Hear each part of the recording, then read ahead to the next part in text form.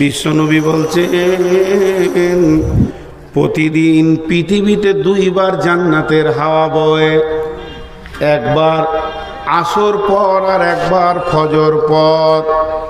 নবীজি বলছেন উম্মাত ওই সময়ই তোমরা বিছানায় ঘুমাবে না, ওই দুটি সময় জমিনে বিচরণ করে হাওয়াটা গায়ে নেবে, আর জান্নাতের হাওয়া যার গায়ে লেগে যাবে জান্নাতে যেমন রোগ নাই পৃথিবীর বুকে তার রোগ থাকবে না। একটা হাদিস।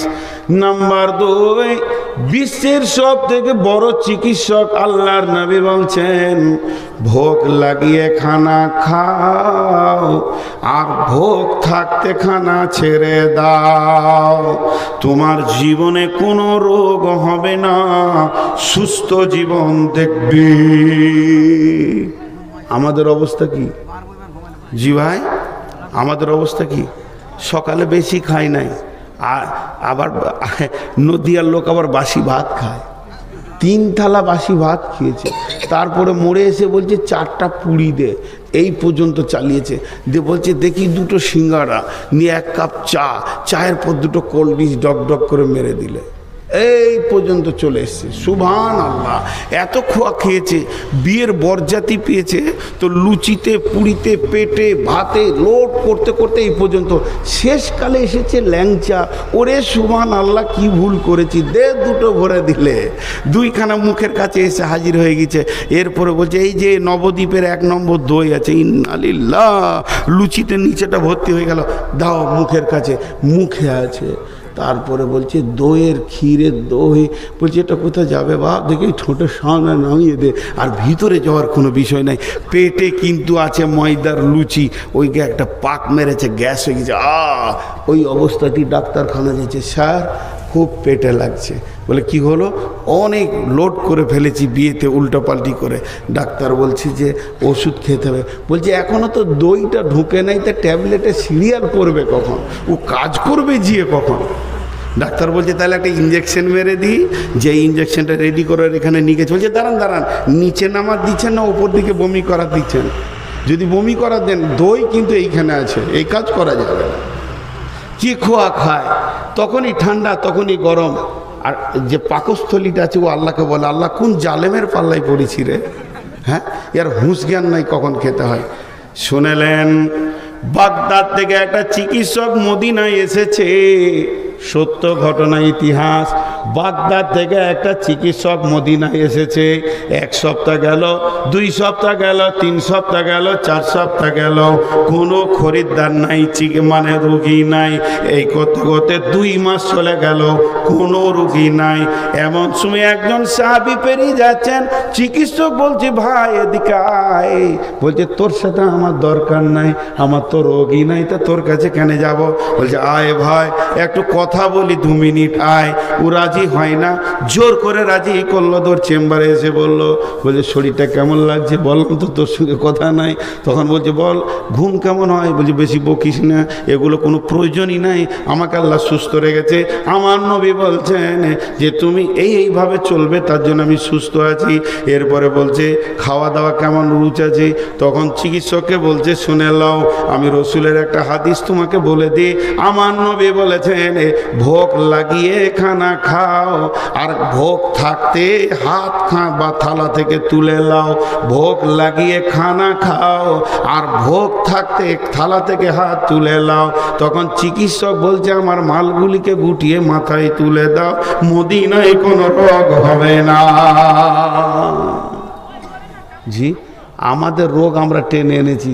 সারা রাত ফেসবুক চালাইছে, আর ফজরের পর থেকে এক ঘুমে 11টায়। গায়ের ওইটা ভালো ছেলে, বাপের যোগ্য ছেলে, যেটা 11টায় উঠে আর কি। হ্যাঁ, কথা ঠিক বলেছি না বলুন? হ্যাঁ, আর বিকেল বেলায় ঘুম মারছে, আর সন্ধ্যার সময় কুকুরের মতো অজাগাতে ডিউটি করে বেড়াচ্ছে। এই তো চরিত্র হয়ে গেছে এদের। তাহলে এদের রোগ হবে না তো কাদের হবে? আর খাওয়ার কোনো লিমিটেশন আছে? হ্যাঁ, কোনটার পর কি খেতে হয়? গরমের পর ঠান্ডা, মাছ মাংস একসঙ্গে রসুল খেতে মানা করেছে। একদিকে মাছ, একদিকে মাংস, তারপরে ডিম, তারপরে আবার সবজি দে। এই যে কত নম্বরে হলার আল্লাহ তাবারক ওয়া তাআলা জানে। জি, চিকিৎসা তুমি বড় চিকিৎসক আর আমার আল্লাহর কারিশমা দেখেন। সাপে কেটেছে, বিজি কত বড় ডাক্তার, এমবিবিএস না এফআরসিএস, জড়ি এনে হাজির করে দেবে। অতএব আমার রব বলছেন, আমার নবী বলেছেন, এর থেকে বড় চিকিৎসক আর কেউ নাই যে কোরআন এবং হাদিসের মতে চলবি। চলেন, আর কি নেবেন? আপনি বলবেন জেনারেলে বিজ্ঞান আছে, কোরআনে বিজ্ঞান নাই। কোন বিজ্ঞান নেবেন? মহাকাশ নেবেন না আপনি ভৌত বিজ্ঞান নেবেন, না জীবন বিজ্ঞান নেবেন, না রাষ্ট্রবিজ্ঞান নেবেন? মহাকাশের কথা বলে দিই, বিসমিল্লাহির রহমানির রহিম। আপনার ছেলেটা কোথা বাড়ি? হরনগর বাড়ি। ছেলেটা আপনার কি না গবেষণায় চান্স পেয়ে গেছে, আলহামদুলিল্লাহ। একে সরকার 4 কোটি টাকা দিয়ে পড়াশোনা করে ইংল্যান্ডে নাসা গবেষণাগারে রেখেছে। এই চাঁদে থেকে ঘুরে গেল, আলহামদুলিল্লাহ। বহুত কিছু করেছে, বাহ বাহ বাহ বাহ। ইন্ডিয়ার একটা ফেমাস ছেলে, ছেলেটার নাম কি? জসিমউদ্দিন। জসিমউদ্দিনকে একবার নিয়ে আসেন, ওকে খুঁটির ওই পাশে চেয়ারে বসিয়ে দেন। জসিমউদ্দিন, তুমি চাঁদে গেছিলে? হ্যাঁ। চাঁদের খবর দাও। বলে সেখানে কলঙ্ক আছে, সেখানে দাগ আছে, ফাটল আছে। একজন বিজ্ঞানী বলেছে মানুষ কোনোদিন চাঁদে যেতে পারবে না, কারণ বিজ্ঞানীরাই বলছে যে চাঁদের নিজস্ব কোনো আলো নাই, সূর্যের আলো আলোকিত হয়। তা সূর্যের আলো হলে যে তাপটা চাঁদ থেকে রিটার্ন হয়ে পৃথিবীতে পড়বে, ওই জায়গায় গেলে ওই তাপকে সহ্য করার মানুষের ক্ষমতা হবে না, কারণ আগে চাঁদে পড়বে তারপরে পৃথিবীতে রিটার্ন হবে। এই পরিমাণ তাপ কোনোদিন নিতে পারে না। একজন বিজ্ঞানী বলছে পূর্ব থেকে পশ্চিমে পৃথিবীটা 1000 কিলোমিটার গতিতে ঘুরছে, আর একজন বিজ্ঞানী বলছেন পশ্চিম দিকে পূর্ব দিকে ঘুরছে। আল্লাহ তাবারাক ওয়া তাআলা কোরআনের ভিতরে সব কিছু ক্লিয়ার করে দিয়েছেন মহাকাশ বিজ্ঞান নিয়ে। এরপরে জসিমউদ্দিন, তোমার বয়স কত হলো? বলবে আমার বয়স রানিং 45 বছর চলছে। তোমার বাপের কত খরচা হয়েছে? বলে আমার বাপ 40 লক্ষ টাকা খরচা করেছে। সরকারের কত গেল? বলে 4 থেকে 5 কোটি টাকা গেল। কি কি করেছো? চাঁদের 5টা খবর দিয়ে দেবে। মান্দা খোলা একটা ছেলে পড়ে, বেশি দিন মাদ্রাসায় ঢুকেনি, মাত্র ছেলেটা 6 মাস থেকে 1 বছর মাদ্রাসায় ঢুকেছে। এখনো ঠিক মতো নাকের ফোঁটা সাফ করতে পারে না, লুঙ্গিটা ঠিক মতো পরতে পারে না। ওই ছেলেটাকে নিয়েছে এই কোণে দাঁড় করিয়ে দিয়ে বলবো, বাবা জসিমউদ্দিনের কানটা একবার মুলে দিতে হবে। 4 কোটি 40 লক্ষ টাকা খরচা করে 45 বছর ব্যয় করেছে, আর তুমি তোমার বাপের 3 বছরে 3 দেড় 4.5 হাজার টাকা খরচা করেছ। মাদ্রাসাওয়ালার 10,000 টাকা তুমি খেয়েছো 3 বছরে। একবার কানটা মুলে দিতে পারবে কি? বলে হ্যাঁ পারবো। বলে কত দূর উঠেছে? বলে চাঁদ পর্যন্ত উঠেছে, চেষ্টা করছে বুধ পর্যন্ত যাওয়ার, তবে চিত হয়ে পড়ে যাবে। একে বলবো তুমি একবার ওর ওপরকে ছাড়িয়ে চলে যাও। ও শুরু করবে বিসমিল্লাহির রহমানির রহিম। সুবহানাল্লাযী আশরা বিআবদিহি লাইলাম মিনাল মাসজিদিল হারামি ইলাল মাসজিদি আকসাল্লাযী বারাকনা হাওলাহু লিনুরিয়াহু মিন আয়াতিনা ইন্নাহু হুয়াস সামিউল বাসীর। হে বিশ্ববাসী শুনে নাও, চাঁদ পর্যন্ত কি স্টপেজ দিয়ে দিয়েছে, আর উপরে যেতে পারবে না। এরপরে যদি যাই তো চিত হয়ে পড়বে। আমার বয়স বেশি নয়, মাত্র 13 বছর বয়সে, আর মাদ্রাসার বাপ মিলিয়ে 10,000 টাকা খরচা করেছে। আমি 7 তবক আসমানকে আমার বিজ্ঞান ছাড়িয়ে চলে গেছে, সিদরাতুল মুনতাহা সেটাকে পার করে আরশে মহল্লা পর্যন্ত আমার নবী গেছে। আরো সে কি আছে, লৌহ কালামে কি আছে, সমস্ত খবর। প্রথম আসমানে কে আছে, দ্বিতীয় আসমানে কে আছে, ঈসা কোথা আছে, ইব্রাহিম নবী কোথা আছে, সমস্ত খবর দিয়ে দেবে। জসিমউদ্দিনের কানের শেকড় পর্যন্ত টেনে বের করে দেবে। এর জন্য বলা হচ্ছে যদি মনে করতে চান ছেলেকে শিক্ষা দিব, অসাধারণ শিক্ষা দেন, সাধারণ শিক্ষা দেন না। জীবন বিজ্ঞান, জীবন বিজ্ঞান, জীবন বিজ্ঞান নিয়ে তুমি পড়াশোনা করেছো, কি জীবন নিয়ে বলবে? তুমি সমুদ্র মাছ নিয়ে বলবে না পারের প্রাণী নিয়ে বলবে। যদি তুমি মাছ নিয়ে বলো, মাছের গবেষণা তুমি করেছো, সে ফুলকো দিয়ে শ্বাস নেয়, পানি নেয়, শ্বাস ফেলে, এবং সে পাখনা দিয়ে চলে, তার মেরুদণ্ড আছে, সে এত গতিতে চলে, এইভাবে মাছ বড় হয়। তুমি 1 ঘন্টা বক্তব্য রাখবে। আমি বান্দাকুলা মাদ্রাসা থেকে মাত্র প্রথম বর্ষের ছাত্রটাকে নিয়ে এসে তুলে দিব, বলবে কানটা মুলে দাও। ও উঠে বলবে বিসমিল্লাহির রহমানির রহিম, ওয়াইদ ক্বালা মূসা লিফাতাহু লা আবরাহু হাত্তা আবলুগা মাজমাআল বাহরাইনি আও আমদিয়া হুকবা ফালাম্মা বালাগা মাজমাআ বাইনিহিমা নাসিয়া হুতাহুমা ফাত্তাখাযা সাবিলাহু ফিল বাহরি সারাবা ফালাম্মা জাওয়াদা ক্বালা লিফাতাহু আতিনা গাদাআনা লাকাদ লাকিনা মিন সাফারিনা হাযা নাসাবা ক্বালা আরাআইতা ইয আওয়াইনা ইলা সাকিরাতি ফাইন্নী নাসিতুল হুতা ওয়া মা আনসানিহু ইল্লা শাইতানু আন আযকুরাহু ওয়াত্তাখাযা সাবিলাহু ফিল বাহরি আযাবা। একজন হযরতে মূসা আলাইহিস সালাম আর খিজির ভাজা মাছ নিয়ে ইউসুফ নে নূরের সন্ধানে যাচ্ছিল। পানির ধারে যখন ব্যাগটা রেখেছে, মোসেরাতের পানি, আবে হায়াতের পানি পেয়ে ভাজা মাছ জীবিত হয়ে পানিতে চলে গেল। আর পানিটা রাস্তা থেকে গেল, কোনো বাঁধ নাই, প্রাচীন নাই। পৃথিবীর সমস্ত বিজ্ঞানী তোমার মগজ ফুটে ক্যান্সার হয়ে যাবে, ভাজা মাছ কি করে জীবিত হয়েছে সূত্র বের করতে পারবে না। অসাধারণ জ্ঞান নিয়ে পৃথিবীতে এসেছে কোরআন। পৃথিবীতে যারা মারেফাতের তথ্য নিয়ে দুনিয়া করে, তারা বলছে মানুষের ভিতরটা একটা অন্ধকার ঘর। অন্ধকার ঘর, এটা একটা বাড়ি।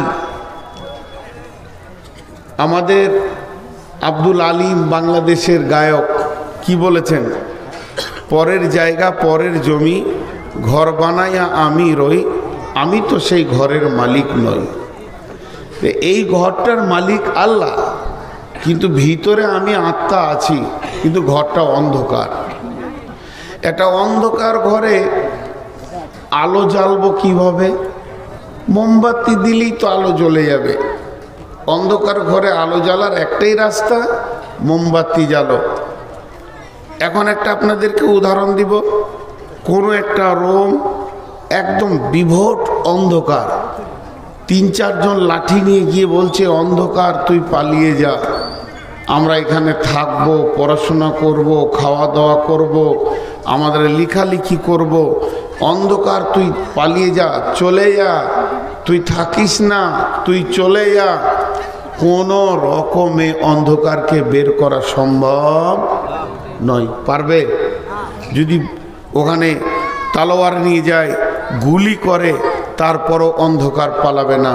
কিন্তু অন্ধকারকে তেড়ে দেওয়ার সহজ একটা রাস্তা, ছোট্ট একটা দেশলাই নিয়ে এইভাবে এক কোণে বসে মারবেন, একটা মোমবাতিতে দেবেন, যত পরিমাণ আলোর প্রতিক্রিয়া ছড়াবে অত পরিমাণ অন্ধকার বের হয়ে চলে যাবে। কিন্তু কোন দিকে গেল অন্ধকারটা খুঁজে পাবেন? খুঁজে পাবেন না। যে পরিমাণ আলো জ্বলবে সেই পরিমাণ অন্ধকার বের হয়ে চলে যাবে, সে আর থাকবে না। আর কোন দিকে গেল, কোথায় বা গেল, তার আর হদিস খুঁজে পাওয়া যাবে না। তাহলে মানুষের ভিতরটা অন্ধকার ঘর, ওইখানে প্রদীপ ভরবেন কি করে, ওখানে বাল্ব দিব কি করে, ওখানে টিউব দিব কি করে? বলছে না, ওখানে একমাত্র আলো পৌঁছাবে জ্ঞানের আলো। জ্ঞানের আলো, বিবেক বুদ্ধি জ্ঞান, বিবেক বুদ্ধি জ্ঞান, বিবেক বুদ্ধি জ্ঞান, 3টি কথা বললাম। বিবেক হচ্ছে তাৎক্ষণিক চট করে কোনো জিনিসকে বিবেচনায় আনা, যার এটা সকলের থাকে না, হঠাৎ করে একটা কথাকে ঠিক ডিসিশন নেওয়া। আর বুদ্ধিটা পৃথিবীতে কোথাও কিনতে পাওয়া যায় না। বুদ্ধি হচ্ছে আল্লাহর দেওয়া উপহার, যাকে আল্লাহ যেমন বুদ্ধি দেন। আর জ্ঞান হচ্ছে উপার্জিত সম্পদ। যে যত পৃথিবীতে জ্ঞান উপার্জন করবে, যে যত জিসিপির মতো জ্ঞান টানতে পারবে, তার তত জ্ঞান বাড়বে, যত ডিগ্রি বাড়াবে তত জ্ঞান বাড়বে। তো বিবেক বুদ্ধি জ্ঞান আলাদা। তো আল্লাহ তাবারাক বা তাআলা এই মানুষ নামে যে প্রাণীটা দিয়েছে এর ভিতরে দুটি জিনিস দিয়েছেন।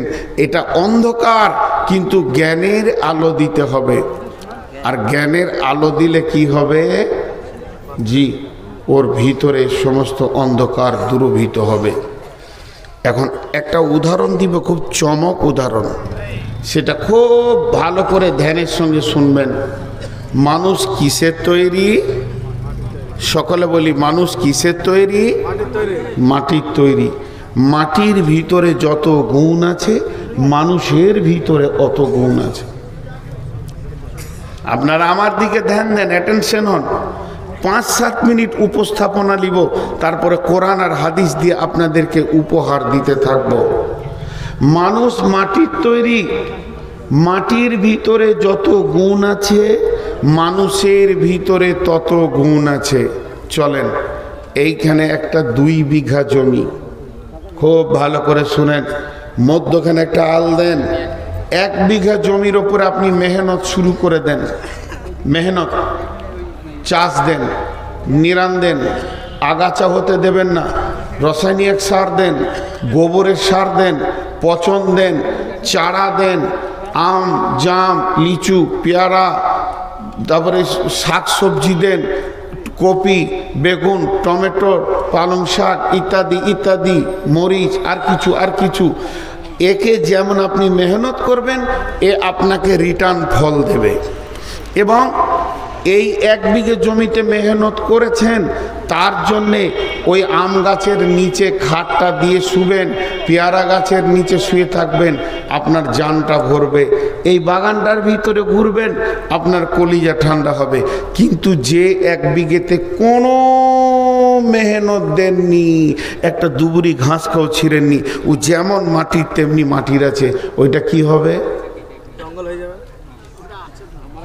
বলেন একবার, মুখ খুলে, এটা কি হবে? আগাছা হবে। হবে না? একবার জোরে সকালে বলেন, হবে না? যেমন আগাছা হবে, তোর ভিতরে যাওয়া মুশকিল আছে। সাপ আছে না, ইঁদুর আছে না, শিয়াল আছে না, বাঁদর আছে, আল্লাহ জানে। তেমনি মানুষের ভিতরে আপনার 2টি বেটা, একটাকে মাদ্রাসায় দেন, মক্তবে দেন, জামিয়াতে পড়ান, সালাফিয়াতে পড়ান, স্কুলে পড়ান, কলেজে পড়ান, এর কাছে বসে আপনার জানটা শান্তি হবে। ছেলে বাপ চিনবে, মা চিনবে, ভদ্রের সঙ্গে কথা বলবে। আর যেটাকে আপনি কোনো দিন স্কুল দেখাবেন না, ইনশাআল্লাহ তার পাশে আপনার বসা কঠিন হয়ে যাবে। তার পাশে বসা কঠিন হয়ে যাবে। এই পৃথিবীতে সব থেকে ভয়ানক পশুর নাম জানেন? মানুষ। এই পৃথিবীতে সব থেকে ভয়ানক পশু মানুষ। আমি এখন গাড়িটা নিয়ে বেরিয়ে যাব, নদিয়ার লোক আমার গাড়ির সামনে দাঁড়িয়ে বলবে, হুজুর আপনি বর্ধমানের মানুষ, আমাদের মেহমান, আপনাকে যেতে দেওয়া হবে না। আমি বলবো, কেন? বাঘ আছে? না। শিয়াল আছে?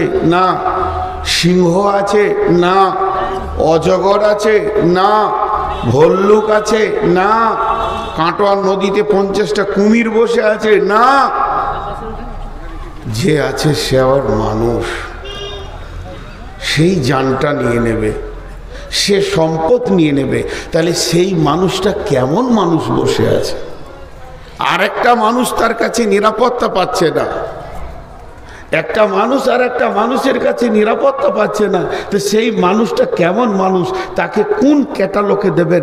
ABCD করে 10টা যদি ক্যাটালগ দেওয়া হয়, কোনো ক্যাটালগে সে আসবে না।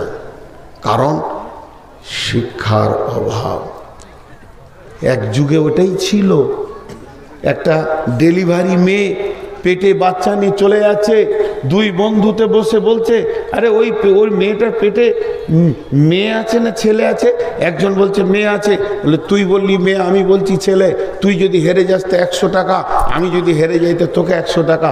চল, মেয়েটাকে ধরে নিয়ে এসে কেটে পেট ফিরে বাচ্চাটাকে বার করে দেখলো, হো হো করে যে জিতলো হাসলো, আর যে হেরে গেল সে মন খারাপ করে 100 টাকা দিল। কিন্তু মধ্যখান থেকে 2টা প্রাণ চলে গেল, এর কোনো চিন্তা ছিল না। জামানা জাহিলিয়াত ছিল। আল্লাহ তাবারাক ওয়া তাআলা মানুষকে প্রথম যেটা দিয়েছেন সেটা কি? জ্ঞান। জোরে বলেন। মানুষকে যেটা প্রথম দিয়েছে সেটা কি? জ্ঞান। আমার ওস্তাদ একটা উদাহরণ দিচ্ছে, ওইটা না বলে ছাড়তে পারছি না। দুই ভাই যমজ,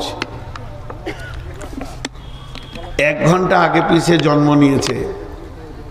দুই ভাই, একজন পড়াশোনা করছে, পড়ছে অনেক আপার লেভেলে চলে গেছে, আর একটা গরু চড়াইতে অনেক ডিপার লেভেলে চলে গেছে। গরিবের সংসার। ছেলে পড়াশোনা করে কলকাতায় আজাদ কলেজে, 3 দিনের ছুটিতে বাড়ি এসছে, দেখছে মা আব্বা ঝগড়া করছে। মনটা খারাপ। মা বাপ ঝগড়া করলে বিচার করা কঠিন কি কঠিন নয়? আরে বলেন। মাঝে একটা কথা বলে নি, অনেক ছেলে বাপকে থেট দেয়, এই দেখো আমরা জোয়ান হয়ে গেছি, মা কোরকম বকবে না, বলে দিচ্ছি ভালো হবে না। এটা বলা যাবে? বলা যাবে না। বলছে যদি তোমার মনে হয় যে আমার মায়ের অনেক কষ্ট হচ্ছে, আব্বা মারছে, তো মাকে কোলে ভরে নিয়ে পিঠ পেতে দিয়ে তুমি মার কটা খেয়ে নাও, তারপরও বাপের লাঠি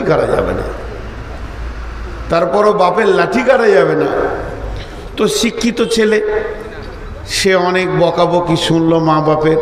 বাপ বকতে গিয়ে বাড়ির বাইরে রাস্তার ধারে বরগাছের নিচে চুপ করে বসে আছে, মন খারাপ। শত হলেও স্ত্রী তার বিরুদ্ধে কথা বলেছে, মন খারাপ। ছেলেটা গেল মায়ের কাছে বসলো, মা আমরা বড় হয়েছি, কলেজে পড়ছি, আল জামিয়া মাদ্রাসায় পড়ছি, কত আলিম ওলামা আমাদের বন্ধু বান্ধব বাড়িতে আসছে, যদি শুনে ওদের মা বাপ ঝগড়া করছে, আমরা মান সম্মান নিয়ে বাঁচতে পারবো না আম্মু? এরকম ঝগড়া করা যাবে? কাল বাদ পরশু আমরা বিয়ে করব, যদি শুনে ওদের মা বাপ ঝগড়া করছে, তো ভদ্র ঘরের কেউ মেয়ে দেবে? আমরা ভালো ঘরের বউ পাবো? মা এটা করিও না। আব্বা আমাদেরকে মানুষ করতে খাটতে ওর মাথা ব্রেন সব চলে গেছে, এখন যা প্রয়োজন আমাদেরকে বলবেন, আব্বা কার বিরক্ত করিয়েন না। মায়ের মনটা ঠান্ডা হয়ে গেল, ছেলে ঠান্ডা করে দিল। ওইদিকে গিয়ে দেখছে আব্বা মন খারাপ। আব্বা কিসের মন খারাপ? এমনি তো মেয়ে মানুষ, তারা তো কথা বেশি বলে, রসুল বলেছেন ওদের কথা তো অত যদি আপনি প্রভাবিত হবেন, চলবেন কি করে? স্বয়ং রসুল পেরেশান হয়ে গিয়েছিলেন, বিধায় ওগুলো বাদ দেন। আমরা জোয়ান হয়েছি, বড় হয়েছি, কি দরকার বলেন? আপনি এখন রিটায়ারমেন্ট, ফ্রি, নামাজ পড়েন, তসবি করেন, ঘুরে বেড়ান, যেটা দরকার আমি মায়ের সঙ্গে দেখে নিচ্ছি। মায়ের বাপের দিলটাও বড় হলো, বিচারটা মিটে গেল। 2 দিন ছেলে বেড়ালো, মা বাপ আনন্দ করে একটু খেলো, শীতের পিঠা খেয়ে ছেলে কলেজ চলে গেল, মাদ্রাসায় চলে গেল। আবার 3 দিন পর ঝগড়া। গরিবের সংসার যা হয়, সামান্য ঝগড়া। তো যে ছেলেটা রাখাল, মাঠে থেকে গরুগুলো নিয়ে এসে রেখেছে, ঘরে ঢুকে দেখছে আব্বা আর মা ঝগড়া করছে। হাতে ছিল লাঠি, মাকে 2 লাঠি, আব্বাকে 2 লাঠি, মজবুত করে বসিয়ে দিয়েছে। এদের টেনশন, ছেলে মা বাপকে মেরেছে, আর কেউ বিটি দিবে ওকে? ছেলে মা বাপকে মেরেছে, ইমাম সাহেবকে ডাক, হেড মৌলানাকে ডাক, হাফেজ সাহেবকে ডাক, হাজি সাহেবকে ডাক। ঘরের ভিতরে এসার পর গোপনে বিচার হচ্ছে। কই রে শফিক, কি হলো? বলে মা বাপকে মেরেছিস কেন গাধা, জানিস? ইমাম সাহেব মুরব্বী মানুষ, জুতোটা ধরে বলছে, মেরে তোকে শেষ করে দেবো, জুতিয়ে তোর মুখ ভেঙে দিব। মা বাপকে কেউ মারে? তখন বলছে, হুজুর দাঁড়ান, এত গরম হচ্ছেন কেন? আপনার তো গরম হওয়ার কারণটা খুঁজে পাচ্ছি না। আমি গরু চড়াই, মাঠে যখন 2টো গরু ঝগড়া করে, তখন 2 লাঠি করে দিলে ছেড়ে যায়। ঘরে এসে দেখছি মা বাপ ঝগড়া করছে, 2 লাঠি দিয়েছি, ছেড়ে গেছে। কারণ ও সেই শিক্ষাটা পেয়েছে। শিক্ষার কত গুরুত্ব চলেন আল্লাহ কি বলছেন। বিসমিল্লাহির রহমানির রহিম। وعلم آدم الأسماء كلها ثم عرضهم على الملائكة فقال أنبئوني بأسماء هؤلاء إن كنتم صادقين। গভীর কথা আছে এটা। এটা দুনিয়ায় লয়, জান্নাতের কথা বলছি, দুনিয়ার কথা বলিনি। আল্লাহ রাব্বুল আলামিন যখন আদমকে বানাবেন ফাইসালা নিয়ে নিয়েছেন। ফেরেশতাদের মতামত জানতে গেলে ফেরেশতারা বলেছিল, এ আল্লাহ, ওরা পৃথিবীর বুকে খুন বইবে, ঝামেলা করবে, ফাসাদ করবে। নাহনু নুসাব্বিহু ওয়া নুকাদ্দিসু লাকা, নাহনু নুসাব্বিহুকা ওয়া নুকাদ্দিসু লাকা, ক্বালা ইন্নী আ'লামু মা লা তা'লামুন। আমরাই যথেষ্ট আপনার ইবাদতের জন্যে। আল্লাহ বললেন, আমি যা জানি তোমরা তা জানো না। এরপর আদমকে বানালেন। আদমের অবয়বটা সুন্দর করে আল্লাহ নিজের হাতে বানিয়েছেন। পৃথিবীর বুকে দুই চোখে যা দেখছি সবগুলো কোন ফায়াকুনের মধ্য দিয়ে হয়েছে। শুধু একটা জিনিসে আল্লাহ হাত লাগিয়েছেন, সেটা হলো আদমের অবয়ব বানিয়েছেন। আদমের ভিতরে আত্মা দিল, সঞ্চারিত হলো।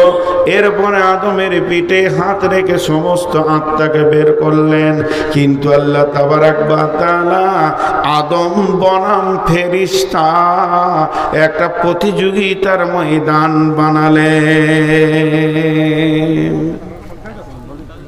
একদিকে আদম আর একদিকে ফেরেশতা। জি, আমি বড় রাঁধুনি,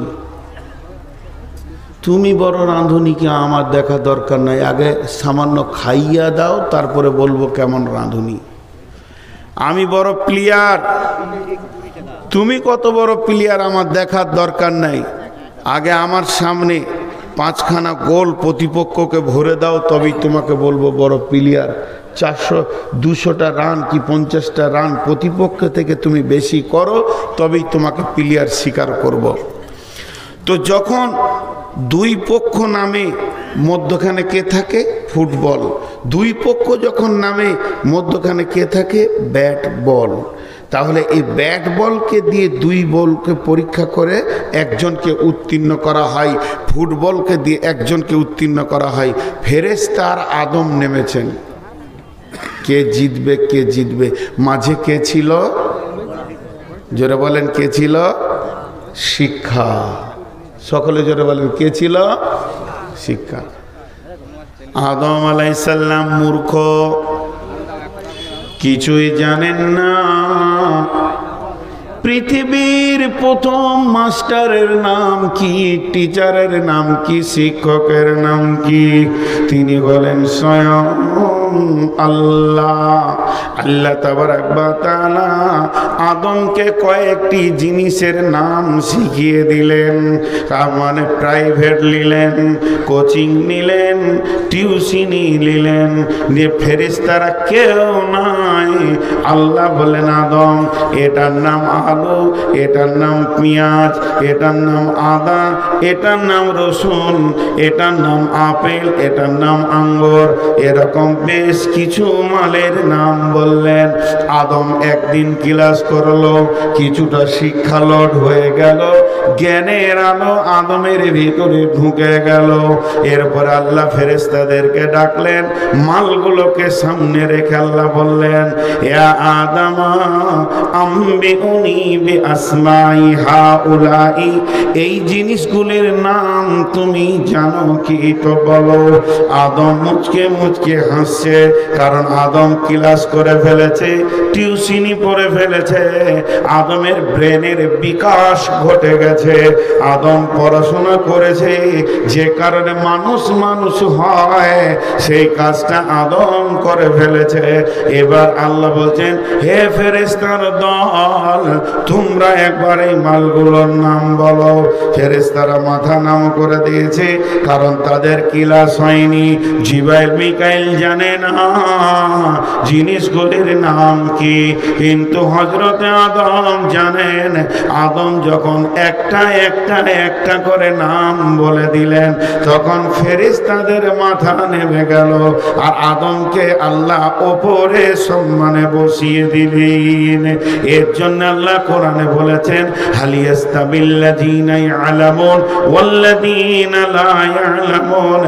একজন জাননেওয়ালা আর একজন না জাননেওয়ালা কোনোদিন সমান হতে পারে না।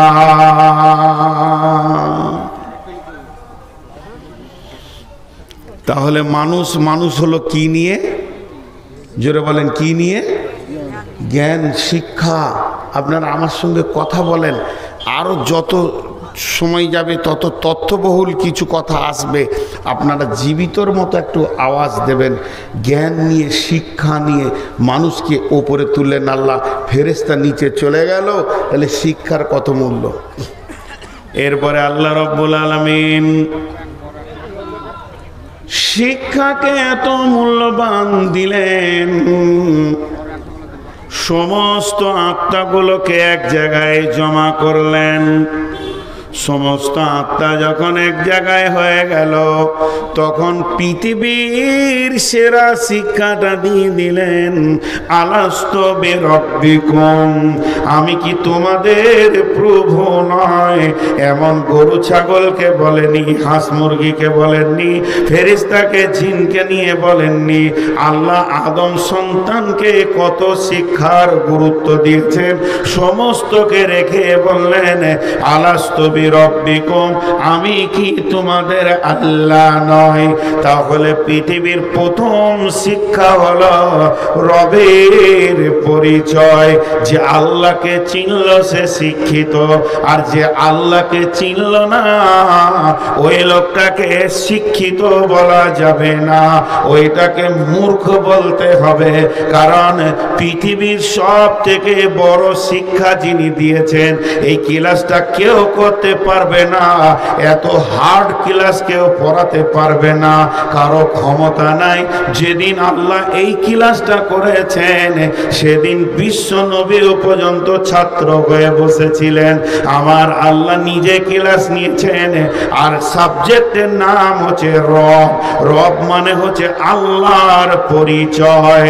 তাই আল্লাহ সেদিন পরিচয়টা দিলেন বিশ্ব মানবকে সামনে রেখে, এবং ওটাই হলো শিক্ষার শুরু, ওটাই হলো শিক্ষার শেষ, এবং ওই শিক্ষার ভিতরে কামিয়াব আছে। আলাস্তু বিরাব্বিকুম ক্বালু বালা।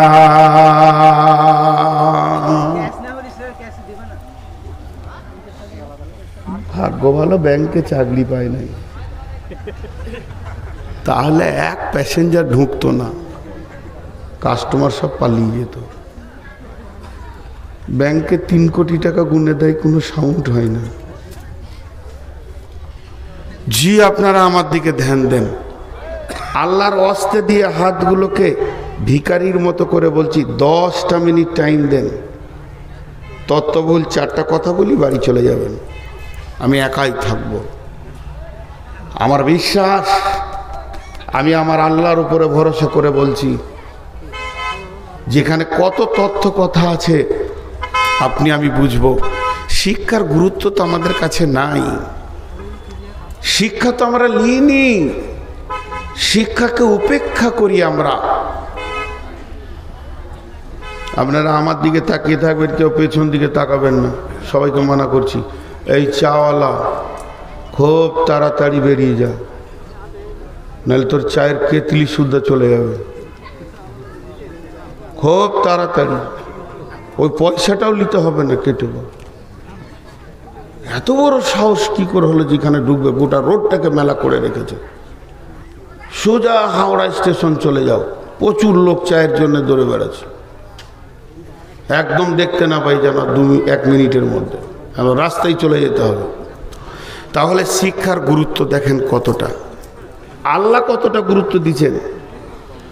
কোন বিরাগী মন উদাসী হীরা গুহার মাঝে, কার বিরহে চোখের পানি ঝরাই সকাল সাঁঝে। ছাড়লো বাড়ি কিসের আশায়, বাঁধলো বাসা হীরা গুহায়। ছাড়লো বাড়ি কিসের আশায়, বাঁধলো বাসা হীরা গুহায়। কার বিরহে আকুল আশা অন্তরে তার বাজে, কোন বিরাগী মন উদাসী হীরা গুহার মাঝে। কিসের বোঝা বহন্তরে গড়ল তারে যত্ন করে, প্রভু তারে করল বরণ সারা জাহান মাঝে। কোন বিরাগী মন উদাসী হীরা গুহার মাঝে। হঠাৎ হলো জানা জানি, হঠাৎ হলো জানা জানি কানা কানি, আসলো প্রিয়র অসীম বাণী। আঁধার ধরা অজল গল কোরআন নূরের তাজে, কোন বিরাগী মন উদাসী হীরা গুহার মাঝে। বন্ধু, এবার আল্লাহ তাবারাক ওয়া তাআলা তার নবীকে, আখিরি পয়গম্বরকে যখন বিশ্ব নবী বললেন, খাদিজারে পৃথিবীতে বর্বরতা ছড়িয়ে গেছে, পৃথিবীতে যেন আগাছা হয়ে গেছে, মানুষের কাছ থেকে নিরাপত্তা চলে গেছে, নিজের মেয়েকে নিজে জীবিত ধরে পুঁতে দিচ্ছে রে খাদিজা। পৃথিবীর দিকে তাকানো যায় না, রাহাজানি চিন্তায় আর যেন রাস্তাঘাটে যেখানে সেখানে লুচ্চামি ডাকাত মদ জুয়া তাসে পৃথিবী যেন বর্বরতায় পরিণত হয়ে গেছে। খাদিজারে জাতির জন্য একটা রাস্তা খুঁজে বের করতে হবে, আমাকে খাবার দাও। আম্মুজান খাদিজা বলেন, 3 দিনের খাবার রসুলের 7 দিনে শেষ হয়নি, একদিনের খাবার 3 দিনে শেষ হয়নি। বিশ্বনবী গাড়ে হিরাতে কাঁদছেন জাতিকে বাঁচানোর জন্যে। ওই জাতি কোন রাস্তায় গেলে, কোন আলোটা পৃথিবীতে আসলে এই অন্ধকার বর্বরতা দূর হবে। আল্লাহ তাবারাক ওয়া তাআলা বিশ্বনবীর কান্নার প্রেক্ষাপটে জিবরাইল আমিনকে বললেন, যাও জিবরাইল, আমার নবীকে প্রথম শব্দ গিয়ে বলো, ইকরা বিসমি রাব্বিকাল্লাযী খলাক। হে নবী, তুমি পড়ো, যে রব তোমাকে সৃষ্টি করেছে এর প্রভুর নামে পড়ো। আল্লাহর নবী বললেন, আমি পড়তে জানি না। জিবরাইল বুকের সঙ্গে জড়িয়ে ধরলেন, যখন 3বার বললেন আমি পড়তে জানি না, আরো চাপ দিলেন। আর এমন সময় নবীজি বলতে শুরু করলেন, ইকরা বিসমি রাব্বিকাল্লাযী খলাক, খলাকাল ইনসানা মিন আলাক, ইকরা ওয়া রাব্বুকাল আকরাম আল্লাযী আল্লামা বিল কলম আল্লামাল ইনসানা মা লাম ইয়ালাম। 5খানা আয়াত এলো, 6খানা এলো না, 4খানাও এলো না। প্রথম আয়াত 5খানা এলো পৃথিবী আলো করার জন্যে। 5টা আয়াত এলো কেন? এই পৃথিবীর মানুষের জন্যে 5টা জিনিসের বড় প্রয়োজন আছে, অন্ন, বস্ত্র, চিকিৎসা আর আপনার কিনা শিক্ষা, স্বাস্থ্য।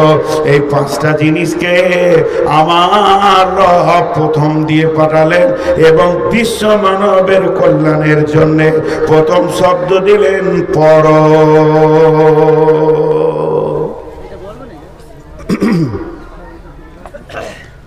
বিদ্যা যে শিখিয়াছে সুখী সেই জন, বিদ্যা যে শিখিয়াছে সুখী সেই জন, বিদ্যাহীন মানুষ পশুর মতন।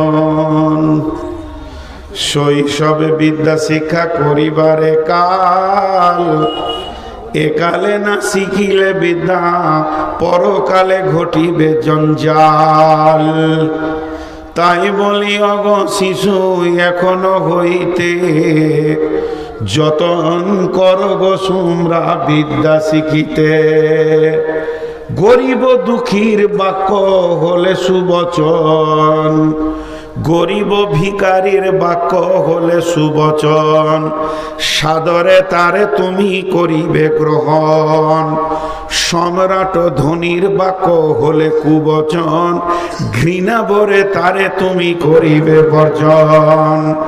সম্রাট সমসুখী সেই ভিখারি, থাকে যদি তার ঘরে আল্লাহওয়ালি নারী। শিক্ষার কত মূল্য, আল্লাহ কত গুরুত্ব দিয়েছেন শিক্ষাকে। আজকে আমরা শিক্ষার কোনো মূল্যই দিই না। জি, শিক্ষার কোনো মূল্যই দিই না। চলেন এবার বিশ্ব নবীর কাছে যায়।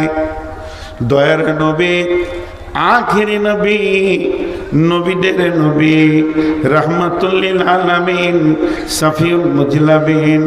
ও দয়ার নবী গো, আপনি শিক্ষার ব্যাপারে কি বলছেন বলেন।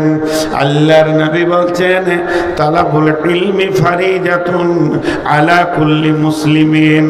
পৃথিবীর বুকে যতজন কালেমা তোমরা পড়েছো, মুসলমান হয়ে গেছো, আল্লাহকে আল্লাহ বলে মেনে নিয়েছো, আমাকে আখিরি পয়গম্বর বলে মেনে নিয়েছো, দ্বীনকে ইসলাম বলে মেনে নিয়েছো, তোমাদের জন্য আমি বিশ্ব নবী ইলম শিখাকে ফরজ করে দিলাম। ফরজ, যা নফল নয়, সুন্নত নয়, ফরজ। আমি শিক্ষাকে ফরজ করলাম, তোমাদের জন্য শিক্ষা হচ্ছে ফরজ, বাস মিটে গেল। তাহলে যে শিক্ষা করেনি সে ফরজকে মানেনি। তো ফরজ কয় ধরনের? ফরজ কয় রকম? দুই রকম। ফরজ কয় রকম? দুই রকম। একটা হলো ফরজে কেফায়া, আর একটা ফরজে আইন। একটা হচ্ছে ফরজে কেফায়া, আর একটা ফরজে আইন। এটা বাংলায় বলছি। একটা হচ্ছে যথেষ্ট ফরজ, আর একটা হচ্ছে অপরিহার্য ফরজ। বুঝতে পারলাম? যথেষ্ট ফরজ কেমন কি? কেউ মারা গেছে, ডিঙ্গেলে কোন মুরব্বী মারা গেছে, বান্দা খোলা থেকে 20-50 জন জামাতে হাজির হয়ে গেল, জানা যায় গ্রামের জন্য যথেষ্ট হয়ে গেল। চারিদিকে ধান কাট কাট মার কাজে ব্যস্ত। হঠাৎ ফোন আসছে আমার কাছে যে আমার বড় ভাইরা মারা গেছে। ছেলেরা বলছে, আব্বা আপনি যান, আমরা কাজে ব্যস্ত, খালুজি জানাজা পড়ে আসেন। আমি একাই গেলাম, পরিবারের জন্য যথেষ্ট হয়ে গেল। সকলকেই জানাজায় যেতে হবে, এটা ফরজে আইন নয়, এটা ফরজে কেফায়া। 1 জন 2 জন 10 জন 20 জন লাশটা দাফন করার মতো হলেই হয়ে যাবে। কিন্তু জোহরের আজান হলে ছেলেরা যদি বলে, আব্বা আমরা কাজে ব্যস্ত, নামাজটা আপনি পড়ে আসেন, চলবে না। যতগুলো বালেগ বালেগা আছে এবং যারা মুসলমান কালেমা পড়েছে, প্রত্যেককেই জোহরের নামাজ পড়তেই হবে। এটাকে ফরজে আইন বলে। ফরজে আইন মানে অপরিহার্য ফরজ। অতএব এখানে কাউকে তুমি যাও আমার জন্য হয়ে যাবে চলবে না, তবে জানা যাই চলবি। নদিয়ার লোককে একটা কথা জিজ্ঞেস করছি, সবাই একবার আল্লাহর হস্তে মুখটা খুলবেন। আপনাদের দিকে জানাজাতে বেশি গুরুত্ব দিয়ে নামাজিরা যায়, বেনামাজিরা যায়, না ফরজ নামাজে যায়? বেশি যায়। হ্যাঁ, বসে বসে বিড়ি খেয়েছে, জোহরের নামাজ হচ্ছে অসুবিধা নেই, দিয়ে জানাজায় ধরে নিলে ওগুলোকে মেরে বের করে দেবেন, নাইলে ও মুর্দা আবার নেকি পাবে না, ঘুরিয়ে ভেজাল হবে, দোয়া কবুল হবে না। এগুলো বদমাস। তো যাই হোক, ওটা আমার বিষয় নয়। তাহলে শিক্ষাটা কি? কোন ফরজ? শিক্ষাটা কি ফরজে আইন, অপরিহার্য ফরজ, না ফরজে কেফায়া? 2-4 জন হলেই হবে। জি ভাই, অপরিহার্য ফরজ। তাহলে সবাইকে মৌলবি হতে হতো। শিক্ষা হলো ফরজে আইন, আবার ফরজে কেফায়া। শিক্ষা হচ্ছে ফরজে আইন আবার ফরজে কেফায়া। ফরজে কেফায়া কি? এলাকাতে গ্রামে 2 জন 5 জন আলেম হলেই হয়ে যাবে, সবাইকে পাস করে সে সিত্তা পরে মাওলানা হতে হবে, এটা ফরজে আইন নয়, এটা ফরজে কেফায়া। এটা যদি ফরজে আইন হতো তাহলে পাবলিকরা জাহান্নাম চলে যেত, একজন জান্নাত পেত না। অতএব আলেম হওয়াটা ফরজে কেফায়া। 1 জন 2 জন 20 জন এলাকায় আলেম হলেই চলবে, কিন্তু এমন 2টি শিক্ষা আছে, এই 2টি শিক্ষাকে প্রত্যেকটা মানুষকে শিখতেই হবে।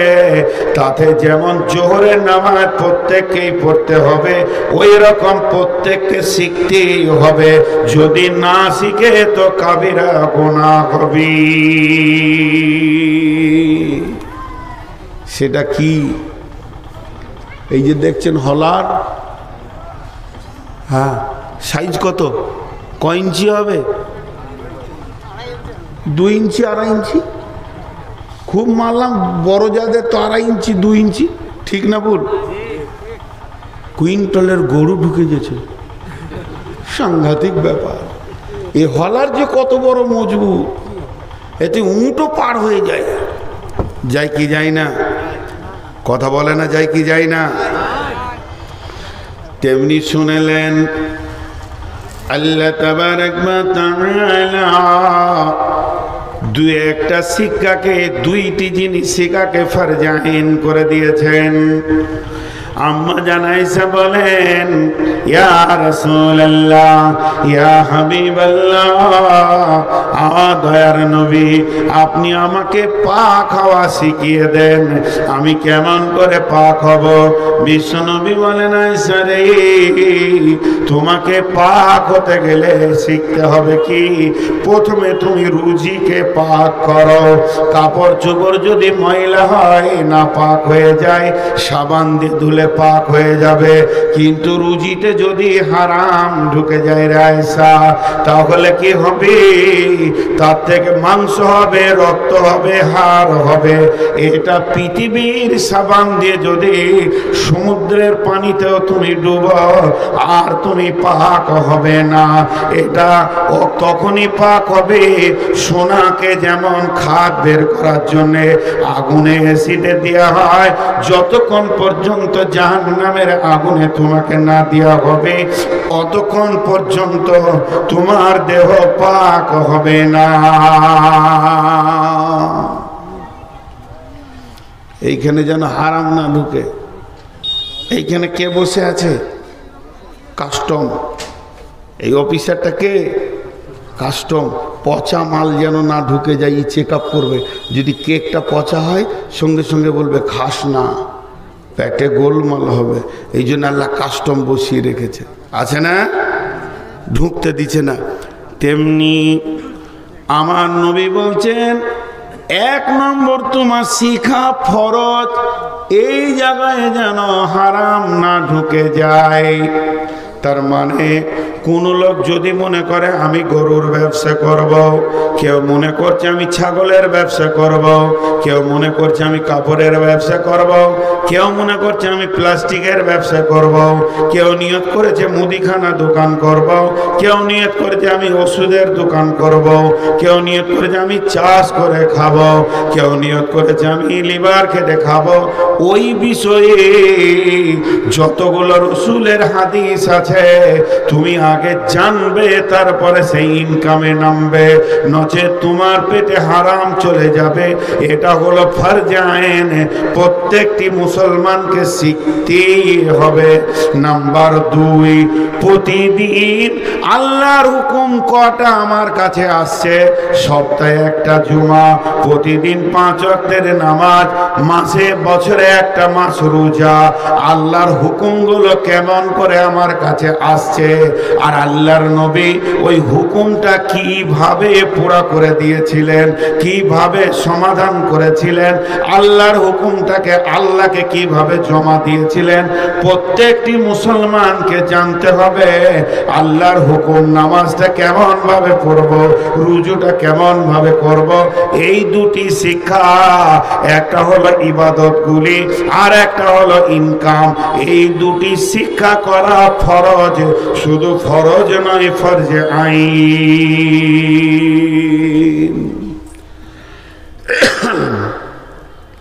এর জন্য বিশ্বনবী বললেন, উম্মত তালাবুল ইলমে ফারিজাতুন, তোমাদের উপরে ইলমে তলব করা ফরজ, আলা কুল্লি মুসলিমিন, এই দুটা ফরজ অবশ্যই শিখতে হবে। জি, শিক্ষাকে রাসূলুল্লাহ সাল্লাল্লাহু আলাইহি ওয়াসাল্লাম কত গুরুত্ব দিয়েছিলেন। জঙ্গে বদর, মদিনা থেকে 130 কিলো দূর জঙ্গে বদর, বদরের ময়দানে ইসলামের প্রথম যুদ্ধ, 313 জন সাহাবী, প্রতিপক্ষ বেঈমানদের 1000। লড়াই যখন শুরু হলো, 13 জন জান্নাতি হয়ে গেল, শহীদ হয়ে আজও তারা বদরের প্রান্তে শুয়ে আছে। এবার থাকলো 300 জন। এই 300 জন ওই 1000-এর ভিতরে 70 জনকে কেটে আপনার কিনা কুয়াতে ভরে দিলেন, 70 জনকে কেটে কুয়াতে ভরে দিলেন, আর 70 জনকে দড়ি দিয়ে বেঁধে তাদেরকে গরুর মতো ডাকাতে ডাকাতে মদিনা মুনাওয়ারাতে নিয়ে এলেন এবং মসজিদে নববীর খাম্বাতে তাদেরকে বেঁধে দিলেন। 140টা চলে গেল, এখন 860খানা ভাগা পালেলো কাফের মুশরিক। দেখেন আল্লাহ রসুল শিক্ষাকে কত গুরুত্ব দিয়েছেন। ওরা বাঁধা আছে এইভাবে, হাতকে বুকের সঙ্গে, হাতকে পেছনে দিয়ে মসজিদের থাম্বাতে বেঁধে রেখেছে মুজরিমদেরকে। 70 জন বাঁধা আছে। ফজরের সময় আল্লাহ রসুল আসছেন, তোদের দিকে তাকিয়ে চোখের পানি এলো। কেন? একই থাম্বাতে বাঁধা আছে রসুলের নিজের জামাই আর রসুলের নিজের চাচা আব্বাস, আর বাঁধা আছে রসুলের নিজের জামাই। তো 2 জন বাঁধা আছে। তো ওইটা দেখে আল্লাহ রসুলের চোখের পানি এলো, আরো সবাইকে দেখে পানি এলো। ফজরের নামাজ পড়ালেন বিশ্বনবী। নামাজের পর বলছেন, রে আমার সাহাবীরা, এই যে মুজরিমগুলো এসেছে, এরা দিন পায়নি, দিন এখনো বুঝেনি, এদের আক্কেল বিবেক কম, দিনের বিরুদ্ধে লড়াই করতে এসে বাঁধা পড়ে গেছে। এদেরকে যেভাবে বেঁধে রাখা হয়েছে, এদের উঠা বসা করার মতো কোনো ক্ষমতা নাই। তো যদি একবার বাঁধনটা ঢিলা করা হতো তো মানুষগুলো বসতো, পাগুলো ফুলে গেছে, সারা রাত বাঁধা আছে। সাহাবীদের মধ্যে কেউ বলেন, রাসূলুল্লাহ আপনার মন গেলে ছেড়ে দেন, অসুবিধা কি আছে? বলে না, ইসলামে কোনো রকম একচ্ছত্র নাই, মাসোয়ারা করে কাজ করতে হবে, আলোচনা করে। বাঁধনগুলো একটু ঢিলা করা হলো, বসে গেল সবাই। এরপরে বিশ্বনবী বসলেন, সাহাবীদেরকে নিয়ে এদের কি করা যায় বলো, এই লোকগুলোর কি করা যায়, এদের শাস্তি কি দেওয়া যায়? একজন এক এক রকম বলছেন। হযরত ওমরকে বললেন, নবীজি ওমর রে, তোমার মতটা তুমি বলো। হযরত ওমর বললেন, ইয়া রাসূলুল্লাহ, ইয়া হাবিবাল্লাহ, আমি উমরের মত, প্রত্যেকটি সাহাবীকে একটা করে তলোয়ার দেন, আর নিজের নিজের আত্মীয় বাঁধা আছে, কারো মামা, কারো চাচা, কারো ভাই, কারো ফুপা, কারো খালু, নিজের নিজের আত্মীয়র গর্দনকে কেটে মাটিতে ফেলে দেয়। এখানে কোনো কনসিডার নাই। এটা উমরের মত হয়ে গেল। এরপরে নবী বলছেন, আবু বকর তোমার মত কি? আবু বকর নরমপন্থী মানুষ। আবু বকর বললেন, ইয়া রাসূলুল্লাহ, ইয়া হাবিবাল্লাহ, এদেরকে শারীরিক নির্যাতন না করে অর্থের ওপরে চাপ সৃষ্টি করা হোক, তাতে ডবল লাভ হবে। একদিকে তো অর্থের চাপে পড়ে যাবে, ওদের অর্থখানিক ক্ষয় হবে, আমাদের বাইতুল মালে খানিক মাল জমে যাবে, পরবর্তী জিহাদের জন্য আমাদের অস্ত্র শস্ত্র হবে। বিশ্বনবী ফয়সালা দিলেন, রে আবু বকর, তুমি যেটা বলেছো ওটাই হবে। ওদেরকে ঘোষণা করে দাও, বন্দীদেরকে বলে দাও, তোমাদের যার যার আত্মীয় আছে খবর পাঠিয়ে দাও, তারা যেন অর্থ জমা দিয়ে নিজের নিজের বন্দীকে ছাড়িয়ে নিয়ে যায়। সেদিন বিশ্বনবী অনেক কেঁদেছিলেন, হিচকি মেরে মেরে মেরে মেরে কেঁদেছিলেন। কারণ বিশ্বনবীর কাছে একটা গলার হার আসলো। ওই হারটা কার? আম্মাজান খাদিজার। খাদিজার হারটা তার মেয়ে জাইনাবকে দিয়েছিলেন। আর ওখানে জাইনাবের স্বামী বন্দী রয়েছে, যে বেঈমান ঈমান আনেনি, পরবর্তীকালে তালাক হয়ে গেল রসুলের বেটি। ওই জাইনাবকে ওই ওর স্বামী বন্দী রয়েছে, সেই গলার হারটা বেটি দিয়ে দিল, বাইতুল মালে জমা করে দিল। আল্লাহর নবী গলার হারটা নিয়ে হিচকি মেরে মেরে কাঁদছিলেন। আর খাদিজার কথা মনে পড়ে গেছিল। সাহাবীরা কান্না দেখে বলেছিলেন, ইয়া রাসূলুল্লাহ, হারটা বাইতুল মালে জমা দিতে হবে না, ওরা আপনাকে দিয়ে দেওয়া হলো, আপনি নিজের কাছে রেখে নেন। আল্লাহর নবী বাইতুল মালে এমনি করে ছুড়ে দিলেন, না আমি এ মাল নিতে পারি না। এরপরে সেই মাল জমা হতে লাগলো। এক এক বন্দী চলে গেল, চলে গেল, চলে গেল, চলে গেল। মুষ্টিমে 8-10টা থেকে গেল, 5-7টা 10টা থেকে গেল। তারা এত গরিব, তাদের আত্মীয়রা এত গরিব, মাস মাস দিন দিন সপ্তাহ সপ্তাহ খেতে পাই না, তাদের কাপড়ে পরনের কাপড় ভালো নাই, গায়ে তেল নাই, অভাবের দুনিয়া। বিশ্বনবী তাদের কাছে গিয়ে বললেন, ও বন্দীগণ, তোমরা বলো তোমাদের কোনো অর্থ সম্পদ আছে কিনা? বলে না, নাই। তাহলে কাজ করো, তোমাদেরকে কি তোমরা লেখাপড়া জানো? বলে জানি, আমরা অন্তত অক্ষর জানি, লিখতে জানি, পড়তে জানি। আল্লাহর নবী বললেন, আমার সাহাবীদের ভিতরে যারা নিরক্ষর আছে এদেরকে তোমরা স্বাক্ষর করে দাও, এদেরকে লেখাপড়া শিখিয়ে দাও, তোমাদেরকেও আজাদ করে দিব। তার মানে বিশ্বনবী শিক্ষাকে কত গুরুত্ব দিয়েছে, যে বন্দীকে শিক্ষার বিনিময়ে রেহাই দিয়ে দিয়েছি।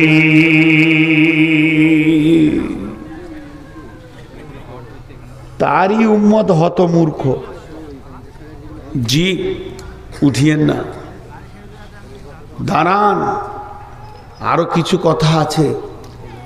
একটা উপন্যাসের 2 লাইন বলি, 2 লাইন, বেশি লাইন। একটা লোক পানি জাহাজে সফর করছে, আর এরকম করে ও একটা বই পড়ছে, হাদিসের বই। ধরেন জাহাজের কেবিন আছে, স্পেশাল জায়গা আছে, সেই স্পেশাল জায়গাতে বসে জানলার ধারে এমনি করে একটা বই পড়ছে, উপন্যাস পড়ছে এমনি করে, ধ্যানের সঙ্গে পানি জাহাজে পড়ছে। উপন্যাসটা ভালো করে খেয়াল করেন, পড়ছে। এমন সময় জাহাজের নাবিক বলছে, বন্ধুবর, নিয়তির ফয়সালা, আল্লাহর ফয়সালা, আসমানওয়ালার ফয়সালা, জাহাজের নিচের 3টি তলা ভেঙে তছরূপাত হয়ে গেছে, জাহাজ ধীরে ধীরে পানিতে ডুবতে রয়েছে। মাত্র কয়েক মিনিটের ভিতরে সম্পূর্ণ জাহাজটা পানির নিচে চলে যাবে, যেমন টাইটানিক চলে গেল। এই ঘোষণাটা যখনই মাইকে করে দিয়েছে জাহাজের বক্সে, তখন কি করবে যাত্রীরা? হাসবে, ভাই হাসবে।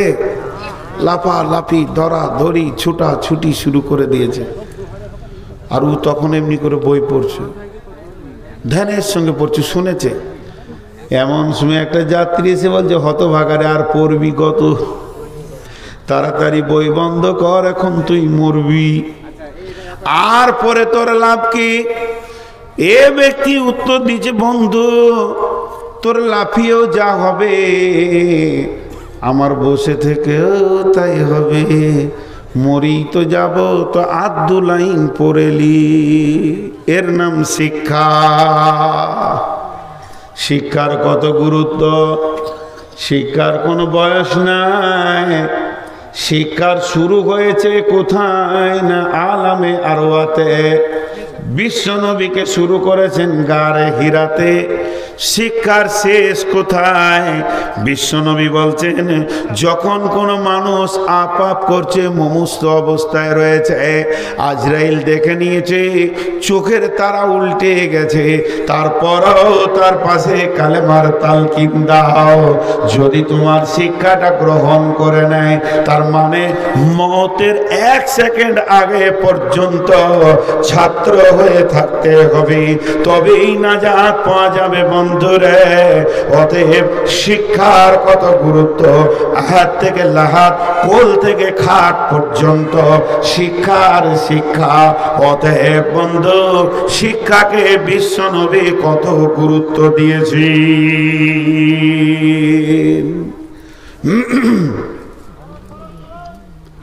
আমাদেরও শিক্ষাকে গুরুত্ব আছে এখন। এই যুগের মানুষ যত শিক্ষাকে গুরুত্ব দেয়, তত এর পূর্বে 2-10 বছর আগে ছিল না, খালি মিশন আর মিশন। কিন্তু আসলে আমি ভাবতে পারি না, কিছু জায়গা আমাকে গোলমাল লেগে যায়, গোলমাল লেগে যায়।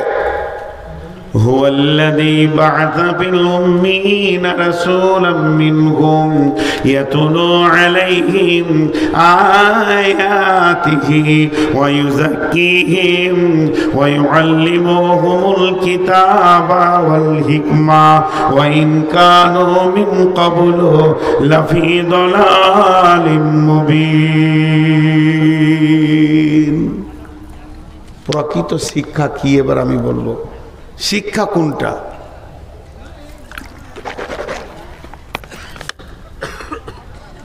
এখন আপনাদেরকে আমি একটা কথা জিজ্ঞেস করি, শিক্ষা ভালো না খারাপ? এতগুলি লোক উত্তর দিলেন না। শিক্ষা ভালো না খারাপ?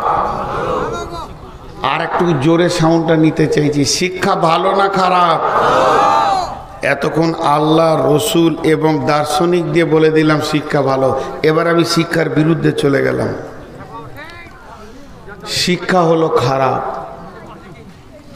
পৃথিবীর সব থেকে জঘন্য জিনিস হলো শিক্ষা। আমি বিরুদ্ধে চলে গেলাম, আপনারা আমার এই বিরোধিতাটাকে কেটে দেবেন। আমি খুশি হব যে আপনার কাছে আমি একটা জ্ঞান পেলাম। কেন শিক্ষা খারাপ? কেন? খবরদার ছেলে পিলেকে পড়াবেন না, একদম না। যদি স্কুলে ভর্তি করেছেন, এক্ষুনি বের করে নিয়ে চলে আসেন। জি ভাই, তাহলে আপনারা আমার কথার উত্তর দেন। ওষুধে ভেজাল শিক্ষিতদের দেয় না মূর্খতে দেয়? জোরে বলেন। বর্তমান ডাক্তাররা যেভাবে মানুষের সঙ্গে ডাকাতি করে, অন্য কেউ করে কি? ডাক্তারখানা যাবেন, সঙ্গে সঙ্গে আপনাকে একটা প্রেসক্রিপশনে কোণে 28টা রিপোর্ট করতে বলবে, প্রয়োজনে অপ্রয়োজনেও বলবে।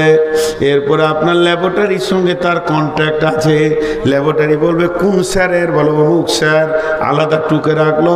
একটা পেশেন্ট এসেছে, 12খানা চেক আপ হয়েছে, সেটা খাতা মেনটেন করার জন্য লোক আছে, এতগুলো টাকা পেয়েছি, তার ভিতরে তার পার্সেন্টেজ থাকে।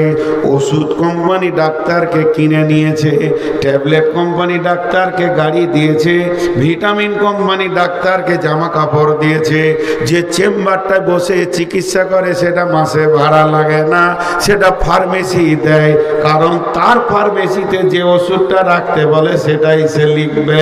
তাহলে একটা ডাক্তার সমাজের কলঙ্ক, একটা ডাক্তার সমাজকে বিলম্বিত করেছে, কষ্ট দিয়েছে।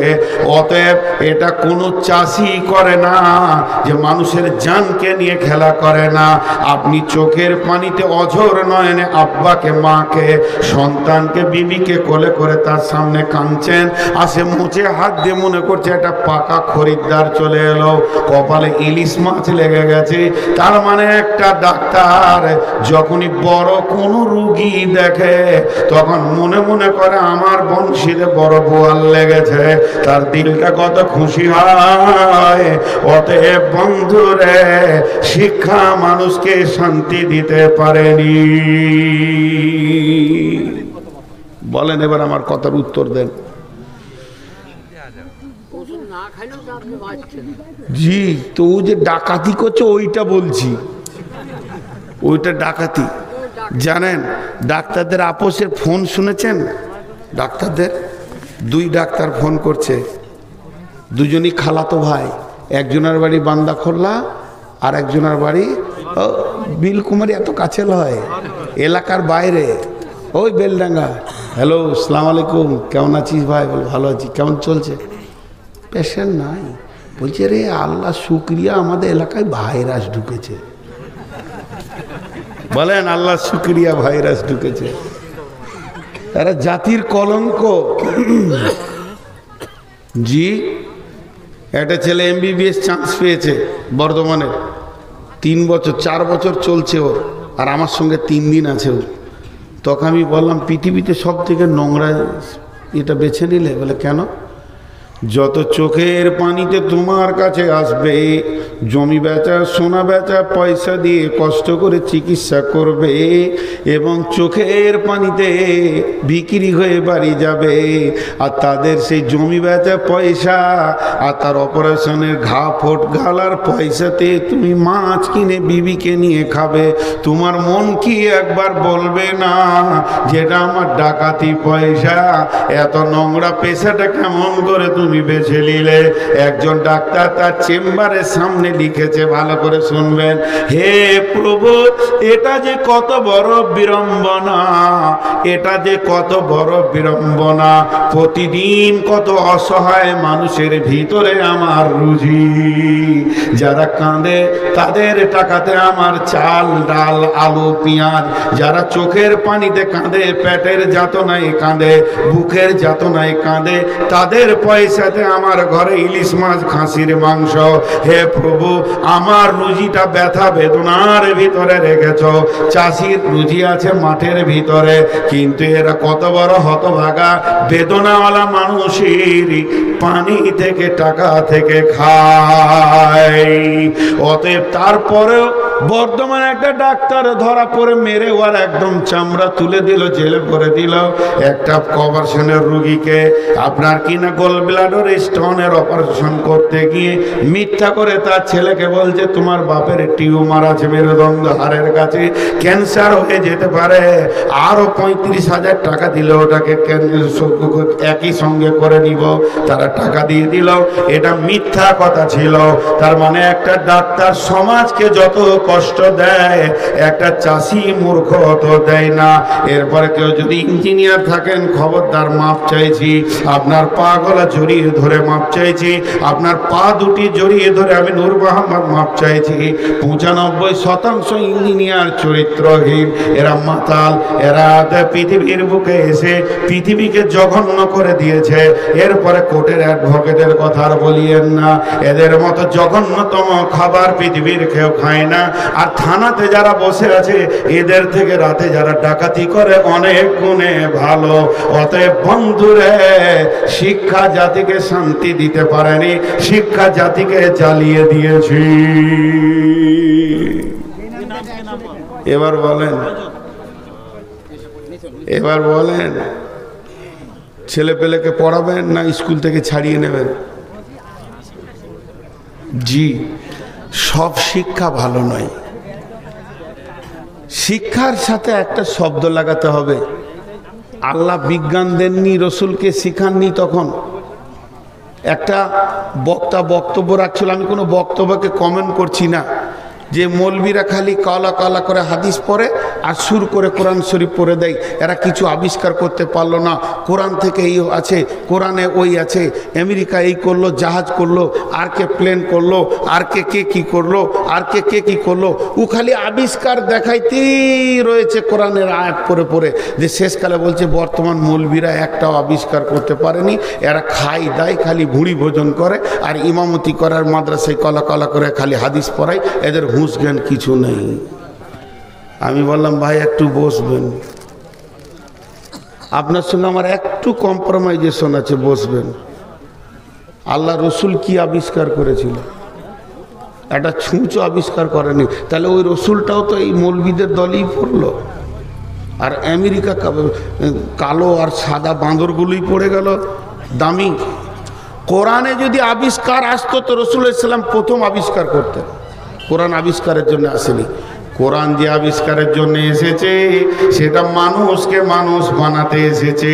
চোর, লম্পট, ডাকাত, বেঈমান, খুনি, লুটেরা, জুয়ারি সব যেন রসুলের কাছে এসে তারা মানুষ হয়েছে।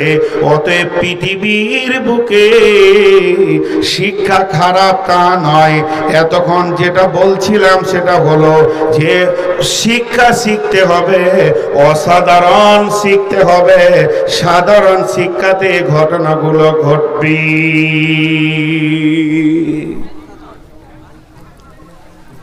আপনাদেরকে একটা কথা জিজ্ঞেস করছি, একবার উত্তর দিবেন খালি। ট্রেনে জেনারেল বগি, স্লিপার বগি, এসি 3 টায়ার, এসি 2 টায়ার আর স্পেশাল 5টা বললাম। জেনারেল বগি, স্লিপার বগি, এসি 3 টায়ার, এসি 2 টায়ার আর স্পেশাল মানে বগি, এই 5টার মধ্যে সব থেকে কমজোর কোনটা? জোরে বলে না, মুখ খোলেন, একবার মুখ খুলেন আল্লাহর রাস্তায় যে কজন আছেন। জেনারেল। জেনারেল মানে কি? সাধারণ। তাহলে জেনারেল শিক্ষা মানে কি বলেন? স্কুল, কলেজে, ভার্সিটিতে, মিশনে যেগুলো হয় এগুলো কি জেনারেল শিক্ষা না অন্য কিছু? জেনারেল শিক্ষা। এই জন্যই যদি আপনি জেনারেল বগিতে উঠেন, ছাগলের গোয়ালে ঢুকলি পায়ে খুঁড়ের দাগ লাগবেই, গরুর গোয়ালে ঢুকলে খুঁড়ের চাপে আপনার পা ছিঁড়ে যাবে। এগুলো ডাক্তার, মাস্টার, ইঞ্জিনিয়ার, থানার বড়বাবু, ছোটবাবু, মেজবাবু আর সিভিক বলেন, যারা জেনারেল থেকে এসেছে এদের চরিত্র তো গরু ছাগলের মতোই হবে। এদের আর দোষ কি আছে?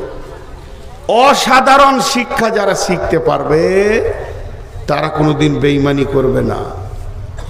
শিক্ষার প্রথম কি আল্লাহ? শিক্ষার প্রথম কি আল্লাহ? শিক্ষার মধ্যস্থ কি আল্লাহ? শিক্ষার শেষ কি আল্লাহ? তার মানে আমার আল্লাহ তার নবীকে প্রথম আল্লাহ শিক্ষা দিয়েছেন। নবীজি আল্লাহর সঙ্গে পরিচয় ঘটিয়েছেন সাহাবীদেরকে। এই ধরনের যদি আল্লাহ শিক্ষাটা প্রথম এসে যায় তাহলে পৃথিবীর কোনো মানুষ বেঈমান হবে না, চোর হবে না, লম্পট হবে না, দাগাবাজি করবে না, তারা সুন্দরভাবে জীবন চালাবে। আমরা জেনারেল শিক্ষায় ছেলেগুলোকে দিয়ে দিয়েছি, এই জন্য পৃথিবী বিলম্বিত হয়ে গেছে।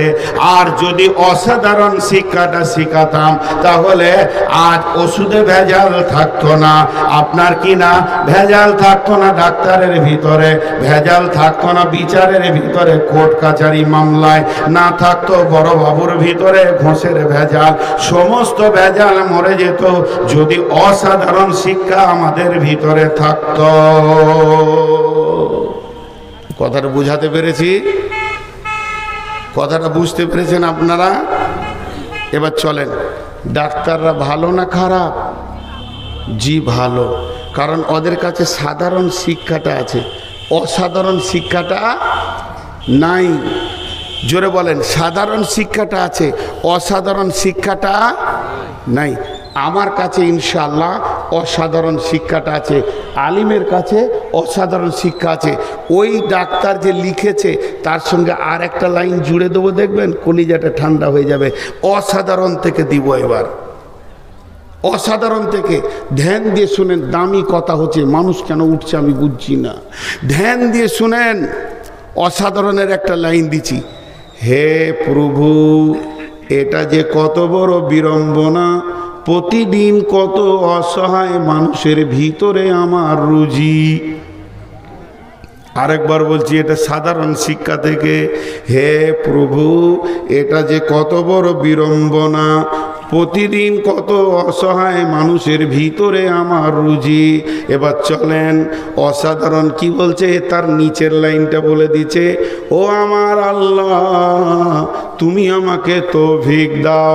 হে আমার প্রভু, তুমি আমাকে সহায় করো, যাতে করে অসহায় মানুষগুলিকে হাসি মুখে বাড়ি ফেরাতে পারি। বিশ্বনবী বলছেন, একটা লোক জিহাদের ময়দানে দাঁড়িয়ে দাঁড়িয়ে জিহাদ রানিং করতে আছে। ওই লোকটা জেনে কি পাবে, একটা চিকিৎসক একটা রোগীকে দেখতে গিয়েছে, অত পরিমাণ নেকি পাবে। এটা জেনারেল শিক্ষা কোথাও পাবেন না লাইনটা, এটা অসাধারণ শিক্ষা থেকে নিতে হবে। অতএব আপনার ছেলে যখন চিকিৎসক হবে, সেই সাথে ইমানদার হবে, তখন আল্লাহকে স্মরণ করে বলবে, আল্লাহ তুমি আমার হাত দিয়ে রোগীটাকে সুস্থ হাসি মুখে বাড়ি ফিরিয়ে নাও, আমিও শান্তি পাবো। মাছ মাংস খেয়ে ও চোখের পানি ফেলবে, এটাতে আমি খেতে পারবো না। ইঞ্জিনিয়ার ক্যালকুলেশনে চুরি করবে না, আর জজ বেঈমানি করে বিচার ফাইসালা দেবে না, বড়বাবু চুরি করবে না। সবগুলো ক্লিয়ার হয়ে যাবে যদি অসাধারণ শিক্ষাটা তাদের ভিতরে থাকে। আল্লাহর নবী সাহাবীরা বলতেন, তাআল্লামনাল ঈমান সুম্মা তাআল্লামনাল কুরআন। আমরা আগে রসুলের কাছে বসে বসে বসে বসে ঈমান শিখেছি, তারপরে কোরআন শিখেছি। তাহলে পৃথিবীর সব থেকে শিক্ষা জাতির মেরুদণ্ড নয়। আমরা বলি শিক্ষা জাতির মেরুদণ্ড, এটা ভুল, 100% ভুল। জাতির মেরুদণ্ডের নাম হলো ঈমান। ঈমান জাতির মেরুদণ্ড। মানুষের ভিতরে যদি ঈমান চলে আসে, তার দ্বারা অন্য মানুষ কষ্ট পাবে না।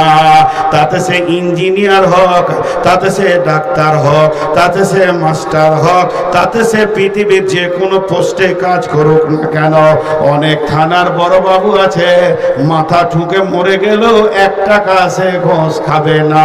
অনেক উকিল আছে, অন্যায়ভাবে আপনার কেস ধরবে না।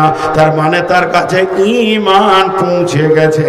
তাহলে পৃথিবীর সব থেকে দামি শিক্ষার নাম হলো ঈমান। ওই জন্যে আল্লাহ বলেছেন, আলাস্তু বিরব্বিকুম, আমি কি তোমাদের রব নয়? আগে আমার পরিচয়টা নিয়ে নাও, তারপরে বিশ্ব জুড়ে শিক্ষায় ধরে বেড়াও। না উঠা পর্যন্ত তুমি পাবে না। এখানে তার টানতে আসবে, ছিঁড়ে 2 ভাগ করে দেব। হ্যাঁ, চুপ করে বসে থাকো। দিয়েছ কেন রেকর্ড করতে? এখন গা কুটকুট করলে হবে? কত লোককে ডিস্টার্ব করেছো ভাই, আপনাদের বিরক্ত লাগছে নাকি? এবার 2টি জিনিসকে পাশাপাশি নিয়ে যাব কিছুক্ষণ, এইটাতে বেশি মজা লাগবে। পাশাপাশি নিয়ে যাব। ডাক্তার, ডাক্তার, চিকিৎসক। আচ্ছা, জেনারেল যদি না পড়বে তো চিকিৎসক হবে কি করে? দেখেন, 2টি কথা আপনাদের সামনে বলে দিচ্ছি। হাদিস, চিকিৎসকের সমস্ত বুদ্ধি শেষ হয়ে যাবে। কি বিশ্বনবী বলছেন? বিশ্বনবী বলছেন, 2টি হাদিসকে মন দিয়ে শুনলেন। বিশ্বনবী বলছেন, প্রতিদিন পৃথিবীতে 2 বার জান্নাতের হাওয়া বয়, একবার আসর পর আর একবার ফজর পর। নবীজি বলছেন উম্মাত, ওই সময় তোমরা বিছানায় ঘুমাবে না। ওই দুটি সময় জমিনে বিচরণ করে হাওয়াটা গায়ে নেবে, আর জান্নাতের হাওয়া যার গায়ে লেগে যাবে, জান্নাতে যেমন রোগ নাই, পৃথিবীর বুকে তার রোগ থাকবে না। একটা হাদিস। নাম্বার 2, বিশ্বের সব থেকে বড় চিকিৎসক আল্লাহর নবী বলছেন, ভোগ লাগিয়ে খানা খাও আর ভোগ থাকতে খানা ছেড়ে দাও, তোমার জীবনে কোনো রোগ হবে না, সুস্থ জীবন দেখবে। আমাদের অবস্থা কি জি ভাই? আমাদের অবস্থা কি? সকালে বেশি খাই নাই, আবার নদিয়ার লোক আবার বাসি ভাত খায়, 3 থালা বাসি ভাত খেয়েছে, তারপরে মোড়ে এসে বলছে 4টা পুরি দে, এই পর্যন্ত চালিয়েছে। দিয়ে বলছে দেখি 2টো সিঙ্গাড়া নিয়ে 1 কাপ চা, চায়ের পর 2টো কোল্ড ড্রিঙ্কস ডক ডক করে মেরে দিলে, এই পর্যন্ত চলে এসছে। সুবহানাল্লাহ, এত খোয়া খেয়েছে, বিয়ের বরযাত্রী পেয়েছে তো লুচিতে পুরিতে পেটে ভাতে লোড করতে করতে এই পর্যন্ত, শেষকালে এসেছে ল্যাংচা। ওরে সুবহানাল্লাহ, কি ভুল করেছি, দে 2টো ভরে দিলে, 2খানা মুখের কাছে এসে হাজির হয়ে গেছে। এরপরে বলছে এই যে নবদ্বীপের 1 নম্বর দই আছে, ইন্নালিল্লাহ, লুচিতে নিচেটা ভর্তি হয়ে গেল, দাও মুখের কাছে, মুখে আছে। তারপরে বলছে দইয়ের ক্ষীরের দই, বলছে এটা কোথায় যাবে বাপ, দেখি ঠোঁটের সামনে নামিয়ে দে, আর ভিতরে যাওয়ার কোনো বিষয় নাই, পেটে কিন্তু আছে ময়দার লুচি, ওইকে একটা পাক মেরেছে, গ্যাস হয়ে গেছে। ওই অবস্থাতেই ডাক্তারখানা গেছে, স্যার খুব পেটে লাগছে। বলে কি হলো? অনেক লোড করে ফেলেছি বিয়েতে উল্টোপাল্টি করে। ডাক্তার বলছি যে ওষুধ খেতে হবে। বলছে এখনও তো দইটা ঢুকে নাই, তা ট্যাবলেটে সিরিয়াল পড়বে কখন, ও কাজ করবে জিয়ে কখন? ডাক্তার বলছে তাহলে একটা ইঞ্জেকশন মেরে দিই, যে ইঞ্জেকশনটা রেডি করে এখানে নিয়ে গেছে। বলছে দাঁড়ান দাঁড়ান, নিচে নামার দিচ্ছেন না ওপর দিকে বমি করার দিচ্ছেন? যদি বমি করার দেন, দই কিন্তু এইখানে আছে, এই কাজ করা যাবে না। কি খোয়া খায়, তখনই ঠান্ডা তখনই গরম। আর যে পাকস্থলীটা আছে ও আল্লাহকে বলে, আল্লাহ কোন জালেমের পাল্লায় পড়েছি রে, হ্যাঁ, এর হুঁশ জ্ঞান নাই কখন খেতে হয়। শুনেলেন বাগদাদ থেকে একটা চিকিৎসক মদিনায় এসেছে, সত্য ঘটনা, ইতিহাস। বাগদাদ থেকে একটা চিকিৎসক মদিনায় এসেছে, 1 সপ্তাহ গেল, 2 সপ্তাহ গেল, 3 সপ্তাহ গেল, 4 সপ্তাহ গেল, কোনো খরিদ্দার নাই, মানে রুগী নাই। এই করতে করতে 2 মাস চলে গেল, কোনো রুগী নাই। এমন সময় একজন সাহাবী পেরিয়ে যাচ্ছেন, চিকিৎসক বলছে ভাই এদিকে আয়। বলছে তোর সাথে আমার দরকার নাই, আমার তো রোগী নাই, তা তোর কাছে কেন যাব? বলছে আয় ভাই একটু কথা বলি, 2 মিনিট আয়। ও রাজি হয় না, জোর করে রাজি করলো, তোর চেম্বারে এসে বললো, বলছে শরীরটা কেমন লাগছে? বললাম তো তোর সঙ্গে কথা নাই। তখন বলছে বল ঘুম কেমন হয়? বলছে বেশি বকিস না, এগুলো কোনো প্রয়োজনই নাই, আমাকে আল্লাহ সুস্থ রেখেছে। আমার নবী বলছেন যে তুমি এইভাবে চলবে, তার জন্য আমি সুস্থ আছি। এরপরে বলছে খাওয়া দাওয়া কেমন রুচ আছে? তখন চিকিৎসককে বলছে শুনে লাও, আমি রসুলের একটা হাদিস তোমাকে বলে দিই। আমার নবী বলেছেন ভোগ লাগিয়ে খানা খাও, আর ভোগ থাকতে হাত বা থালা থেকে তুলে লাও। ভোগ লাগিয়ে খানা খাও আর ভোগ থাকতে থালা থেকে হাত তুলে লাও। তখন চিকিৎসক বলছে আমার মালগুলিকে গুটিয়ে মাথায় তুলে দাও, মদিনায় কোনো রোগ হবে না। জি, আমাদের রোগ আমরা টেনে এনেছি। সারা রাত ফেসবুক চালাইছে, আর ফজরের পর থেকে এক ঘুমে 11টায়। গায়ের ওইটা ভালো ছেলে, বাপের যোগ্য ছেলে, যেটা 11টায় উঠে আর কি। হ্যাঁ, কথা ঠিক বলেছি না বলুন? হ্যাঁ, আর বিকেল বেলায় ঘুম মারছে, আর সন্ধ্যার সময় কুকুরের মতো অজাগাতে ডিউটি করে বেড়াচ্ছে। এই তো চরিত্র হয়ে গেছে এদের। তাহলে এদের রোগ হবে না তো কাদের হবে? আর খাওয়ার কোনো লিমিটেশন আছে? হ্যাঁ, কোনটার পর কি খেতে হয়? গরমের পর ঠান্ডা, মাছ মাংস একসঙ্গে রসুল খেতে মানা করেছে। একদিকে মাছ, একদিকে মাংস, তারপরে ডিম, তারপরে আবার সবজি দে। এই যে কত নম্বরে হলার আল্লাহ তাবারক ওয়া তাআলা জানে। জি, চিকিৎসক তুমি বড় চিকিৎসক, আর আমার আল্লাহর কারিশমা দেখেন। সাপে কেটেছে, বিজি কত বড় ডাক্তার, MBBS না FRCS। জড়িয়ে এনে হাজির করে দেবে। অতএব আমার রব বলছেন, আমার নবী বলেছেন, এর থেকে বড় চিকিৎসক আর কেউ নাই যে কোরআন এবং হাদিসের মতে চলবি। চলেন আর কি নেবেন? আপনি বলবেন জেনারেলে বিজ্ঞান আছে, কোরআনে বিজ্ঞান নাই। কোন বিজ্ঞান নেবেন? মহাকাশ নেবেন, না আপনি ভৌত বিজ্ঞান নেবেন, না জীবন বিজ্ঞান নেবেন, না রাষ্ট্রবিজ্ঞান নেবেন? মহাকাশের কথা বলে দিই। বিসমিল্লাহির রহমানির রহিম। আপনার ছেলেটা কোথা বাড়ি? হরনগর বাড়ি। ছেলেটা আপনার কি না গবেষণায় চান্স পেয়ে গেছে, আলহামদুলিল্লাহ। একে সরকার 4 কোটি টাকা দিয়ে পড়াশোনা করে ইংল্যান্ডে নাসা গবেষণাগারে রেখেছে। এই চাঁদে থেকে ঘুরে গেল, আলহামদুলিল্লাহ। বহুত কিছু করেছে, বাহ বাহ বাহ বাহ। ইন্ডিয়ার একটা ফেমাস ছেলে, ছেলেটার নাম কি? জসিমউদ্দিন। জসিমউদ্দিনকে একবার নিয়ে আসেন, ওকে খুঁটির ওই পাশে চেয়ারে বসিয়ে দেন।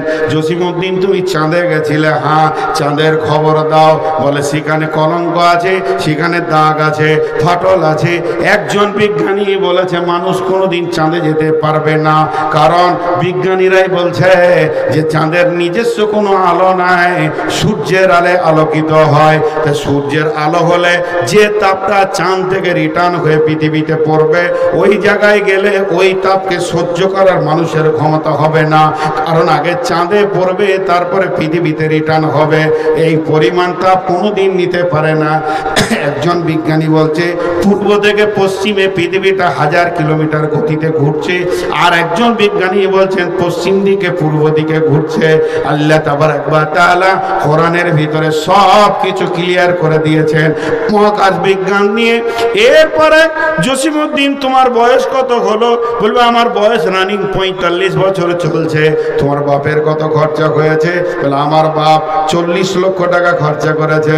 সরকারের কত গেল? বলে 4 থেকে 5 কোটি টাকা গেল। কি কি করেছো? চাঁদের 5টা খবর দিয়ে দেবে। মান্দাখোলা একটা ছেলে পড়ে, বেশি দিন মাদ্রাসায় ঢুকেনি, মাত্র ছেলেটা 6 মাস থেকে 1 বছর মাদ্রাসায় ঢুকেছে। এখনো ঠিক মতো নাকের ফোঁটা সাফ করতে পারে না, লুঙ্গিটা ঠিক মতো পরতে পারে না। ওই ছেলেটাকে নিয়েছে, এই কোণে দাঁড় করিয়ে দিয়ে বলবো বাবা জসিমউদ্দিনের কানটা একবার মুলে দিতে হবে। 4 কোটি 40 লক্ষ টাকা খরচা করে 45 বছর ব্যয় করেছে, আর তুমি তোমার বাপের 3 বছরে 3.5 হাজার টাকা খরচা করেছ। মাদ্রাসাওয়ালার 10,000 টাকা তুমি খেয়েছো 3 বছরে। একবার কানটা মুলে দিতে পারবে কি? বলে হ্যাঁ পারবো। বলে কত দূর উঠেছে? বলে চাঁদ পর্যন্ত উঠেছে, চেষ্টা করছে বুধ পর্যন্ত যাওয়ার, তবে চিত হয়ে পড়ে যাবে। একে বলবো তুমি একবার ওর ওপরকে ছাড়িয়ে চলে যাও। ও শুরু করবে বিসমিল্লাহির রহমানির রহিম। সুবহানাল্লাযী আশরা বিআবদিহি লাইলাম মিনাল মাসজিদিল হারামি ইলাল মাসজিদি আকসাল্লাযী বারাকনা হাওলাহু লিনুরিয়াহু মিন আয়াতিনা ইন্নাহু হুয়াস সামিউল বাসীর। হে বিশ্ববাসী শুনে নাও, চাঁদ পর্যন্ত কি স্টপেজ দিয়ে দিয়েছে, আর উপরে যেতে পারবে না। এরপরে যদি যাই তো চিত হয়ে পড়বে। আমার বয়স বেশি নয়, মাত্র 13 বছর বয়সে, আর মাদ্রাসার বাপ মিলিয়ে 10,000 টাকা খরচা করেছে। আমি 7 তবক আসমানকে আমার বিজ্ঞান ছাড়িয়ে চলে গেছে, সিদরাতুল মুনতাহা সেটাকে পার করে আরশে মহল্লা পর্যন্ত আমার নবী গেছে। আরো সে কি আছে, লৌহ কালামে কি আছে, সমস্ত খবর। প্রথম আসমানে কে আছে, দ্বিতীয় আসমানে কে আছে, ঈসা কোথা আছে, ইব্রাহিম নবী কোথা আছে, সমস্ত খবর দিয়ে দেবে। জসিমউদ্দিনের কানের শেকড় পর্যন্ত টেনে বের করে দেবে। এর জন্য বলা হচ্ছে যদি মনে করতে চান ছেলেকে শিক্ষা দিব, অসাধারণ শিক্ষা দেন, সাধারণ শিক্ষা দেন না। জীবন বিজ্ঞান, জীবন বিজ্ঞান, জীবন বিজ্ঞান নিয়ে তুমি পড়াশোনা করছো, কি জীবন নিয়ে বলবে? তুমি সমুদ্র মাছ নিয়ে বলবে, না পারের প্রাণী নিয়ে বলবে? যদি তুমি মাছ নিয়ে বলো, মাছের গবেষণা তুমি করেছো, সে ফুলকো দিয়ে শ্বাস নেয়, পানি নেয়, শ্বাস ফেলে, এবং সে পাখনা দিয়ে চলে, তার মেরুদণ্ড আছে, সে এত গতিতে চলে। এইভাবে মাছ বড় হয়। তুমি 1 ঘন্টা বক্তব্য রাখবে। আমি বান্দাখোলা মাদ্রাসা থেকে মাত্র প্রথম বর্ষের ছাত্রটাকে নিয়ে এসে তুলে দেব, বলবে কানটা মুলে দাও। ও উঠে বলবে বিসমিল্লাহির রহমানির রহিম। ওয়াইদ ক্বালা মূসা লিফাতাহু লা আবরাহু হাত্তা আবলুগা মাজমাআল বাহরাইনি আও আমদিয়া হুকবা ফালাম্মা বালাগা মাজমাআ বাইনিহিমা নাসিয়া হুতাহুমা ফাত্তাখাযা সাবিলাহু ফিল বাহরি সারাবা ফালাম্মা জাওয়াদা ক্বালা লিফাতাহু আতিনা গাদাআনা লাকাদ লাকিনা মিন সাফারিনা হাযা নাসাবা ক্বালা আরাআইতা ইয আওয়াইনা ইলা সাকিরাতি ফাইন্নী নাসিতুল হুতা ওয়া মা আনসানিহু ইল্লা শাইতানু আন আযকুরাহু ওয়াত্তাখাযা সাবিলাহু ফিল বাহরি আযাবা। হযরতে মূসা আলাইহিস সালাম আর খিজির ভাজা মাছ নিয়ে ইউসুফ নে নূরের সন্ধানে যাচ্ছিল। পানির ধারে যখন ব্যাগটা রেখেছে, মোসেরাতের পানি, আবে হায়াতের পানি পেয়ে ভাজা মাছ জীবিত হয়ে পানিতে চলে গেল। আর পানিটা রাস্তা থেকে গেল, কোনো বাঁধ নাই, প্রাচীন নাই। পৃথিবীর সমস্ত বিজ্ঞানী তোমার মগজ ফুটে ক্যান্সার হয়ে যাবে, ভাজা মাছ কি করে জীবিত হয়েছে সূত্র বের করতে পারবে না। অসাধারণ জ্ঞান নিয়ে পৃথিবীতে এসেছে কোরআন। যদি ছেলেকে আসল শিক্ষা দিতে হয়, কোরআনের শিক্ষা দিতে হবে, ভেজাল শিক্ষা দেওয়া যাবে না। পারের পশু সম্পর্কে বলবো, উজার আলাইহিস সালামের মরা গাধা জীবিত হয়েছে 100 বছর পর। কোনো বিজ্ঞানী তাল পাবে না, বিজ্ঞানীর বাপের গোষ্ঠী বংশ পচে শেষ হয়ে যাবে। কি শিক্ষা দিচ্ছেন ছেলেকে? আল্লাহ রসুল বলে গেছে কিয়ামতের আগে তো অল্লি মালিক গায়ের দিনই শিক্ষাকে পেছনে রেখে দেবে কোরআনের শিক্ষা, আর বেদিনী শিক্ষা করবে।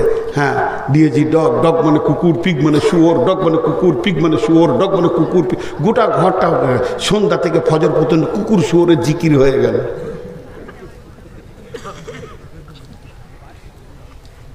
দিয়ে শেষটা কি দাঁড়ালো? জি, শেষটা দাঁড়ালো লুটে খাগা, লুটে খাগা, হারাম হালালের জ্ঞান নেই। প্রকৃত শিক্ষা যদি এখানে দেয় তো বান্দাখোলা মাদ্রাসা দেয়, বিলকুমারী মাদ্রাসা দেয়, ডিঙ্গিল মাদ্রাসা দেয়, অসাধারণ শিক্ষা। কিন্তু আল্লাহ রসুল বলে দিয়েছে যে আমার উম্মত আসলটা নেবে না। দুধওয়ালাকে বাড়ি বাড়ি দিয়ে আসতে হবে, আর মদওয়ালা বসে থাকবে, সবাই কিনে আনবে। চলছে সেটা চলছে। জি, অথচ একটা ছেলের মূল্যায়ন করছে না। চলেন আদালত নেবেন, আদালত, কোরআনে বিচার।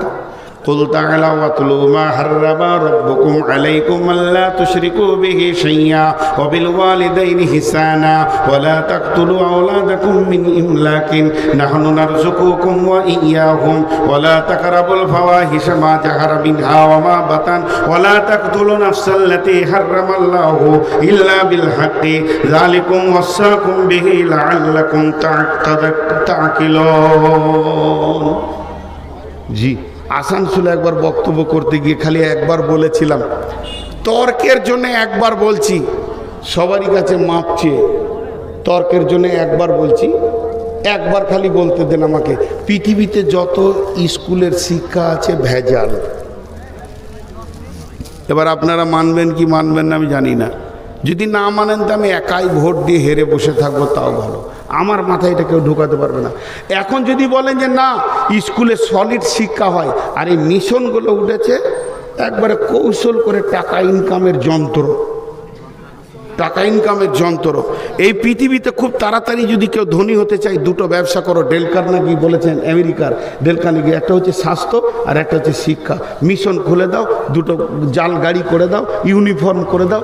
ছেলের বাপ ভাববে কালকে মনে হয় আমার ছেলেটা MBBS ডাক্তার হবে।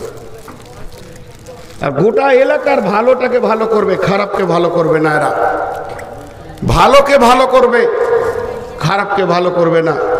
জি, বিচার নেবেন, গোয়েন্দা বিভাগ নেবেন, কোরআন থেকে দিব। তো এখানে 10টা ধারা বর্ণনা করেছেন। জি, 10টা ধারা বর্ণনা করেছেন আল্লাহ। আদালত বলেছেন। এবার আপনি বলবেন যে কেন খারাপ বলছেন? ভাই আমি স্কুল যাব না, আমি ফল দেখব। থানার বড়বাবু ঘোষ খায়, সিভিকগুলোকে মনে হচ্ছে SP।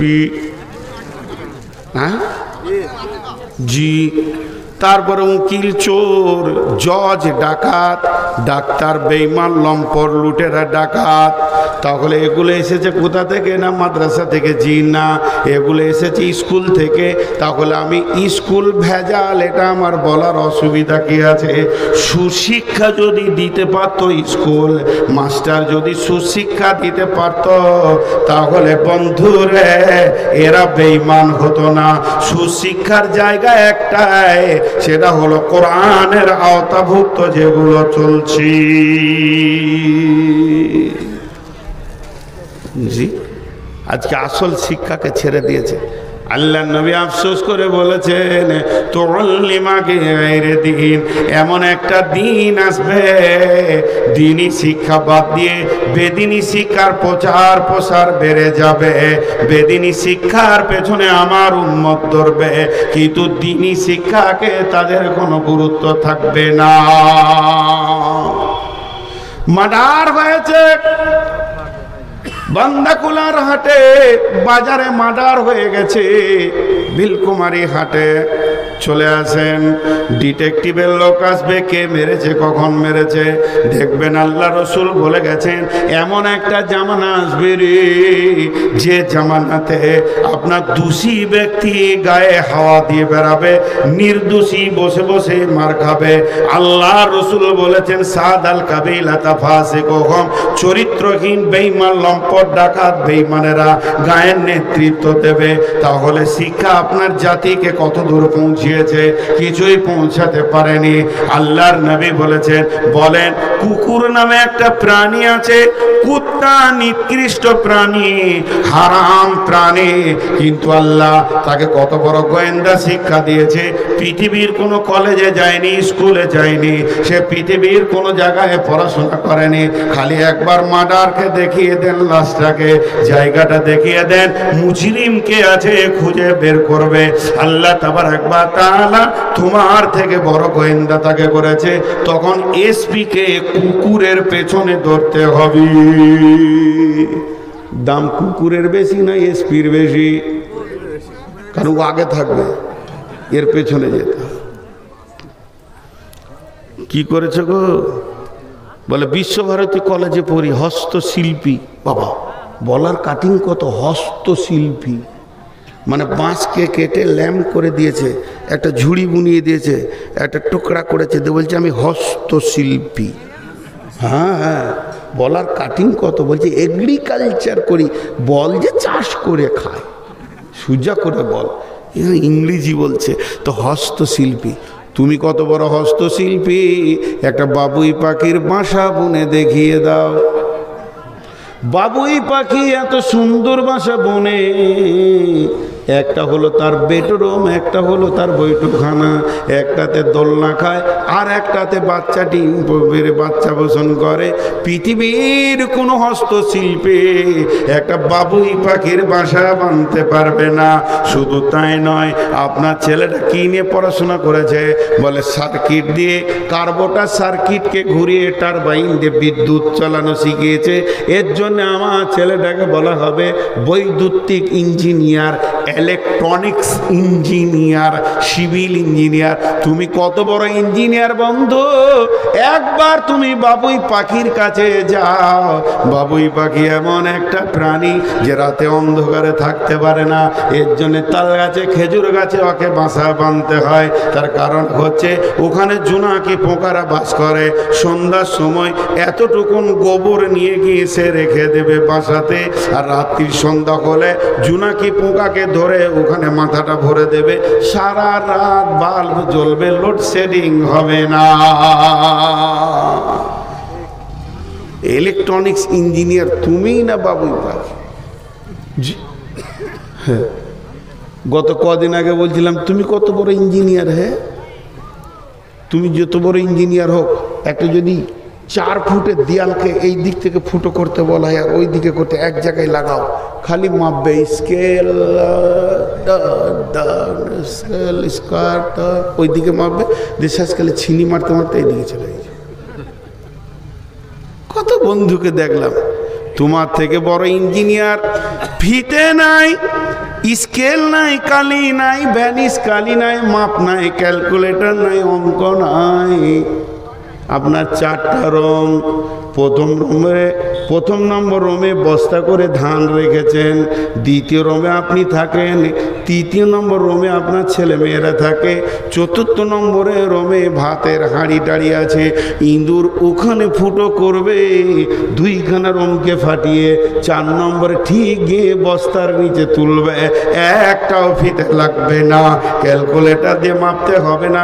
পৃথিবীর বড় ইঞ্জিনিয়ার হলো ইঁদুর। জি। আর মাস্টার যদি কেউ থাকেন, পায়ে ধরছি, স্কুল মাস্টার যদি কেউ থাকেন, এদের কালাম মেরে দিয়েছে। যখনই আমি কোথাও শুনতে পাই যে অমুকের ছেলেটা, আচ্ছা এখন যদি কারেন্ট চলে যায় কি বলবেন? ইন্না লিল্লাহ বলবেন না? আবার কারেন্ট চলে এলো কি বলবেন? আলহামদুলিল্লাহ।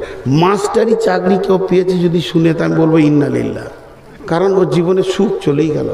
হাটে গিয়ে কানা বেগুন কিনবে, পচা ডিঙিলি কিনবে, চিংড়ি মাছ কিনবে, সারা জীবনে কচুর দাম করতে করতে ক্লান্ত হয়ে যাবে, আর কন্ট্রোলের চাল খাবে। এটি আবার একটা মাপ চাইছি, কেউ মাস্টার থাকলে ক্ষমা করবেন, মানে আমি আমার তাজরুবাটা বলছি, তবে সব মাস্টার নয়। 2টা মাস্টারের নাম করব না, 2টি মাস্টার আমার এলাকায় আছে, জীবনের ইনকামটা আল্লাহর রাস্তায় লাগিয়ে দিয়েছে, চিন্তা করতে পারবেন না। চিনবেন 2জন কি আপনারা? সারা জীবনের ইনকামকে আল্লাহর রাস্তায় লাগিয়েছে। স্কুল মাস্টার, 2জনই হাই স্কুলের মাস্টার। আপনাদের এলাকায় একটা আছে আবার ওই রকমই, জীবনের ইনকাম আল্লাহর রাস্তায় লাগিয়ে দিয়েছে। তারপরেও ইয়ং আছে, ভালো নাই তা নয়, কিন্তু এদের কাল্লা মেরে দিয়েছে। আর এই জন্যই এদের কাছ থেকে ভালো শিক্ষা ছেলেরা পায় না। রোজার সময় আমি লোহাপুর যাচ্ছি জালসা করতে, আমাকে যে রিসিভ করতে এসছে মোটরসাইকেলে করে, ওকে বললাম ভাই আপনি সামনে সামনে গাড়ি নিয়ে চলেন, আমার পেছনে পেছনে আপনার গাড়ি যাচ্ছে। যেই 200 মিটার গিয়েছে একজন হাত তুললো, ওর গাড়িতে উঠলো, আবার ওর গাড়ি থেকে এই 1 কিলোমিটার গিয়ে নেমে গেল। তারপরে 2-3 কিলোমিটার যাওয়ার পর আমি জালসার জায়গায় পৌঁছে এলাম। এবার ইফতার করব, সব রেডি, দাঁতন করছি, আর 10-15 মিনিট আছে। তা আমার গাড়ির ড্রাইভারকে আমি বলছি ওটা স্কুল মাস্টার, পেছনে যে চাপলো স্কুল মাস্টার, নেমে গেল। স্কুল মাস্টার বলছে আপনি চিনেন? আমি চিনি না, চেহারাটা মনে হচ্ছে স্কুল মাস্টার। বলে কি করে বললেন স্কুল মাস্টার? তারপরে ওকে জিজ্ঞেস করছি যে মোটরসাইকেল গিয়েছিল, আচ্ছা আপনার গাড়িতে পেছনে চাপলো, 1 কিলোমিটার এসে নেমে গেল, ওটা কে? বলছে একটা হাই স্কুলের মাস্টার। আমাকে বলছে কি করে বললেন? আমি বললাম রমজান মাসে একটা তরমুজকে 4 ফালি করে 1 ফালি কিনেছে। স্কুল মাস্টার ছাড়া কেউ পারবে না। তারপরও বিবিকে বলবে এটা ফ্রিজে রেখে 10টা রমজান চলে যাবে। আজীব ব্যাপার, আল্লাহ মেরে দিয়েছে। তো শুনেলেন, পৃথিবীর উচ্চমানের শিক্ষা কে দেবে? যারা আমাদের শিক্ষক, এরাই নষ্ট হয়ে গেছে। তাহলে ছাত্ররা কি আশা করতে পারে? এখন চলে আসেন, পৃথিবীর সেরা শিক্ষক যিনি ছিলেন তিনি হলেন কে? নবী মুহাম্মদুর রাসূলুল্লাহ সাল্লাল্লাহু আলাইহি ওয়াসাল্লাম। ও গো মানুষ, নদিয়াবাসী চিনে না গো মাদ্রাসা, কেন হলো কার হুকুমে তোমাদের এই মাদ্রাসা? মসজিদের নববীতে তোলাবাদের সাথে বসে শিক্ষক যিনি ছিলেন তিনি হযরত মুহাম্মদ মুস্তাফা। কেন হলো মাদ্রাসা? মানুষ বাঁধা খোলাবাসী চিনে না গো মাদ্রাসা, কেন হলো কার হুকুমে তোমাদের এই মাদ্রাসা? তোমাদের কেউ মরিলে পরে মাইয়াতকে সামনে করে কাতার বেঁধে তোলা বাড়া পড়ে যাবে জানা যা চিনে লাগো মাদ্রাসা ও গো মানুষ এলাকাবাসী চিনে না গো মাদ্রাসা কেন হলো কার হুকুমে তোমাদের মাদ্রাসা। জি ভাই, আপনারা যে কটি লোক বসে আছেন আপনাদের কাছে আমি আর 5 থেকে 7 মিনিট চাইছি, একটা কথা বলে আজকের সমাপ্তি দিব। 2 ঘন্টা প্রায় হয়ে গেছে, 5-7 মিনিটের একটা বিরতি হয়ে গিয়েছিল, আর 5-7টা মিনিট উঠিয়েন না। যে কটাই বসে আছেন আলহামদুলিল্লাহ আমার ইজ্জত রেখেছেন। জি, শিক্ষা বিশ্বনবী আফসোস করে বলছেন এমন একটা দিন আসবে সেদিন মানুষ দিনই শিক্ষা বাদ দিয়ে বেদিনী শিক্ষার পেছনে দৌড়বে। ছেলেকে ইংরেজি শেখাবে, ছেলেকে বাংলা শেখাবে, অঙ্ক শেখাবে, কিন্তু আল্লাহর কালাম পাকের শিক্ষা তারা দেবে না, এটাকে তুচ্ছ মনে করবে। কিন্তু শুনেলেন পৃথিবীর সেরা শিক্ষা নিয়ে এসেছে কে? কোরআন। আজকে আমাদের আদালতগুলো কিভাবে চলছে আর বিশ্বনবীর আদালত কেমনভাবে চলেছে? আল্লাহর নবী বিচারক ছিলেন, আল্লাহর নবী বিচার করেছেন এবং সাজা হয়েছে। বিশ্বনবী এমন একজন শিক্ষক ছিলেন, তার কাছে যতগুলো দার্সে পড়াশোনা করেছে একটা বেঈমান চোর লম্পট ছিল না। এখন এই বক্তব্যটা আমি বীরভূমে নানুর থানায় রাখছিলাম, তো একজন ডিলার, কন্ট্রোলের ডিলার উঠি আমার সামনে বলল যে মৌলানা এত কথা বলছেন, তাহলে আমি একটা কথা বলি, মাদ্রাসায় যত আলেম মৌলবি দেখছি এদের হুঁশ জ্ঞান কম, এরা আপুসে এই ওটা করে, এই করে, ওই করে, 5টা-7টা খারাপই বললো, যেগুলো বটে, আরও কিছু নোংরা কথাও বলল। তা আমি ওকে খালি একটা কথা বললাম যে আপনি আমার একটা কথার উত্তর দেন। এইখানে ধরেন ডাকাতি হয়, বান্দা খোলার লোক খারাপ মনে করবেন না, উদাহরণ দিতে গেলে বলতে হয়, তো গোটা 10 ছেলে বান্দা খোলার ডাকাতি করে, এরা খারাপ ছেলে। তাহলে আমার মুখের ভাষাটা কি বলবো, যে বান্দা খোলার লোক ডাকাত না ডাকাতগুলো বান্দা খোলার? বান্দা খোলার লোক ডাকাত। তাহলে চাচা আপনিও ওই দলে, তো ওইটা বলা যাবে না, ডাকাতগুলো বান্দা খোলার। এখন বলেন চোররা মৌলবি না মৌলবিরা চোর? চোররা মৌলবি, মৌলবিরা চোর নয়। দেখেন আমি আমাকে দিয়ে বলছি, আমার ফ্যামিলিতে যেগুলো মেধা ছেলে জেনারেল লাইনে দিয়ে দিয়েছি, গরু ছাগলের শিক্ষাতে দিয়ে দিয়েছি, ইঞ্জিনিয়ার ডাক্তার হয়ে গেছে, তারা বড় বড় কাজে চলে যাচ্ছে। কিন্তু যেগুলো মেধা নাই, বদমাস, মাকে জ্বালায় আব্বাকে জ্বালায়, ওই ছেলেটাকে মাদ্রাসায় দিয়ে দিয়েছি। এবার বলেন ওর কাছ থেকে কি আশা করতে পারেন, ওর কাছ থেকে কোন শব্দটা পেতে পারেন? অতএব মেধা মেধা ছেলে, দামি দামি ছেলেকে যখন আল্লাহর রাস্তায় দেব, আল্লাহর দিনও আপারে আসবি। এর জন্য বিশ্বনবী বলেছেন তোমাদের জন্য ইলম শিখাটা ফরজ করে দিলাম। ভাইরা আমার, বিদ্যা বুঝাই বাবু মশাই চরি শখের বটে, মাঝি রেখুন বলতে পারি সূর্য কেন ওঠে। জি শুনেলেন, একটা ছেলে যত শিক্ষায় শিক্ষিত হোক না কেন, চাকরি পেয়ে গেল, যখনই বয়স 60+3 হয়ে গেল, তাকে অবসর প্রাপ্ত করে দেওয়া হলো, রিটায়ারমেন্ট হয়ে গেল, সে ফেরত চলে এলো চাকরি থেকে বাসায়। সরকার সে দীর্ঘদিন চাকরি করেছে বলে কিছু দিতে রয়েছে মান সম্মানে, আর সে পড়াতে পারবে না। কিন্তু আরবিতে রিটায়ার নাই বন্ধুরা আমার। কেন? কালেমা আপনাকে মত পর্যন্ত নিতে হবে, মতের পরেই তো আপনার আমার পরীক্ষা শুরু হবে। আমান রব্বুকা মা দীনুকা আমান নবিয়ুকা, তারপর আপনার আমার জীবন শুরু হবে। অতএব আরবি এমন একটা শিক্ষা আপনাকে রিটায়ার দেবে না, আপনার সঙ্গে জান্নাত পর্যন্ত থাকবে। অতএব আমরা আমাদের ছেলেগুলোকে দ্বীনি শিক্ষায় শিক্ষিত করব। সকলে বলি ইনশাআল্লাহ।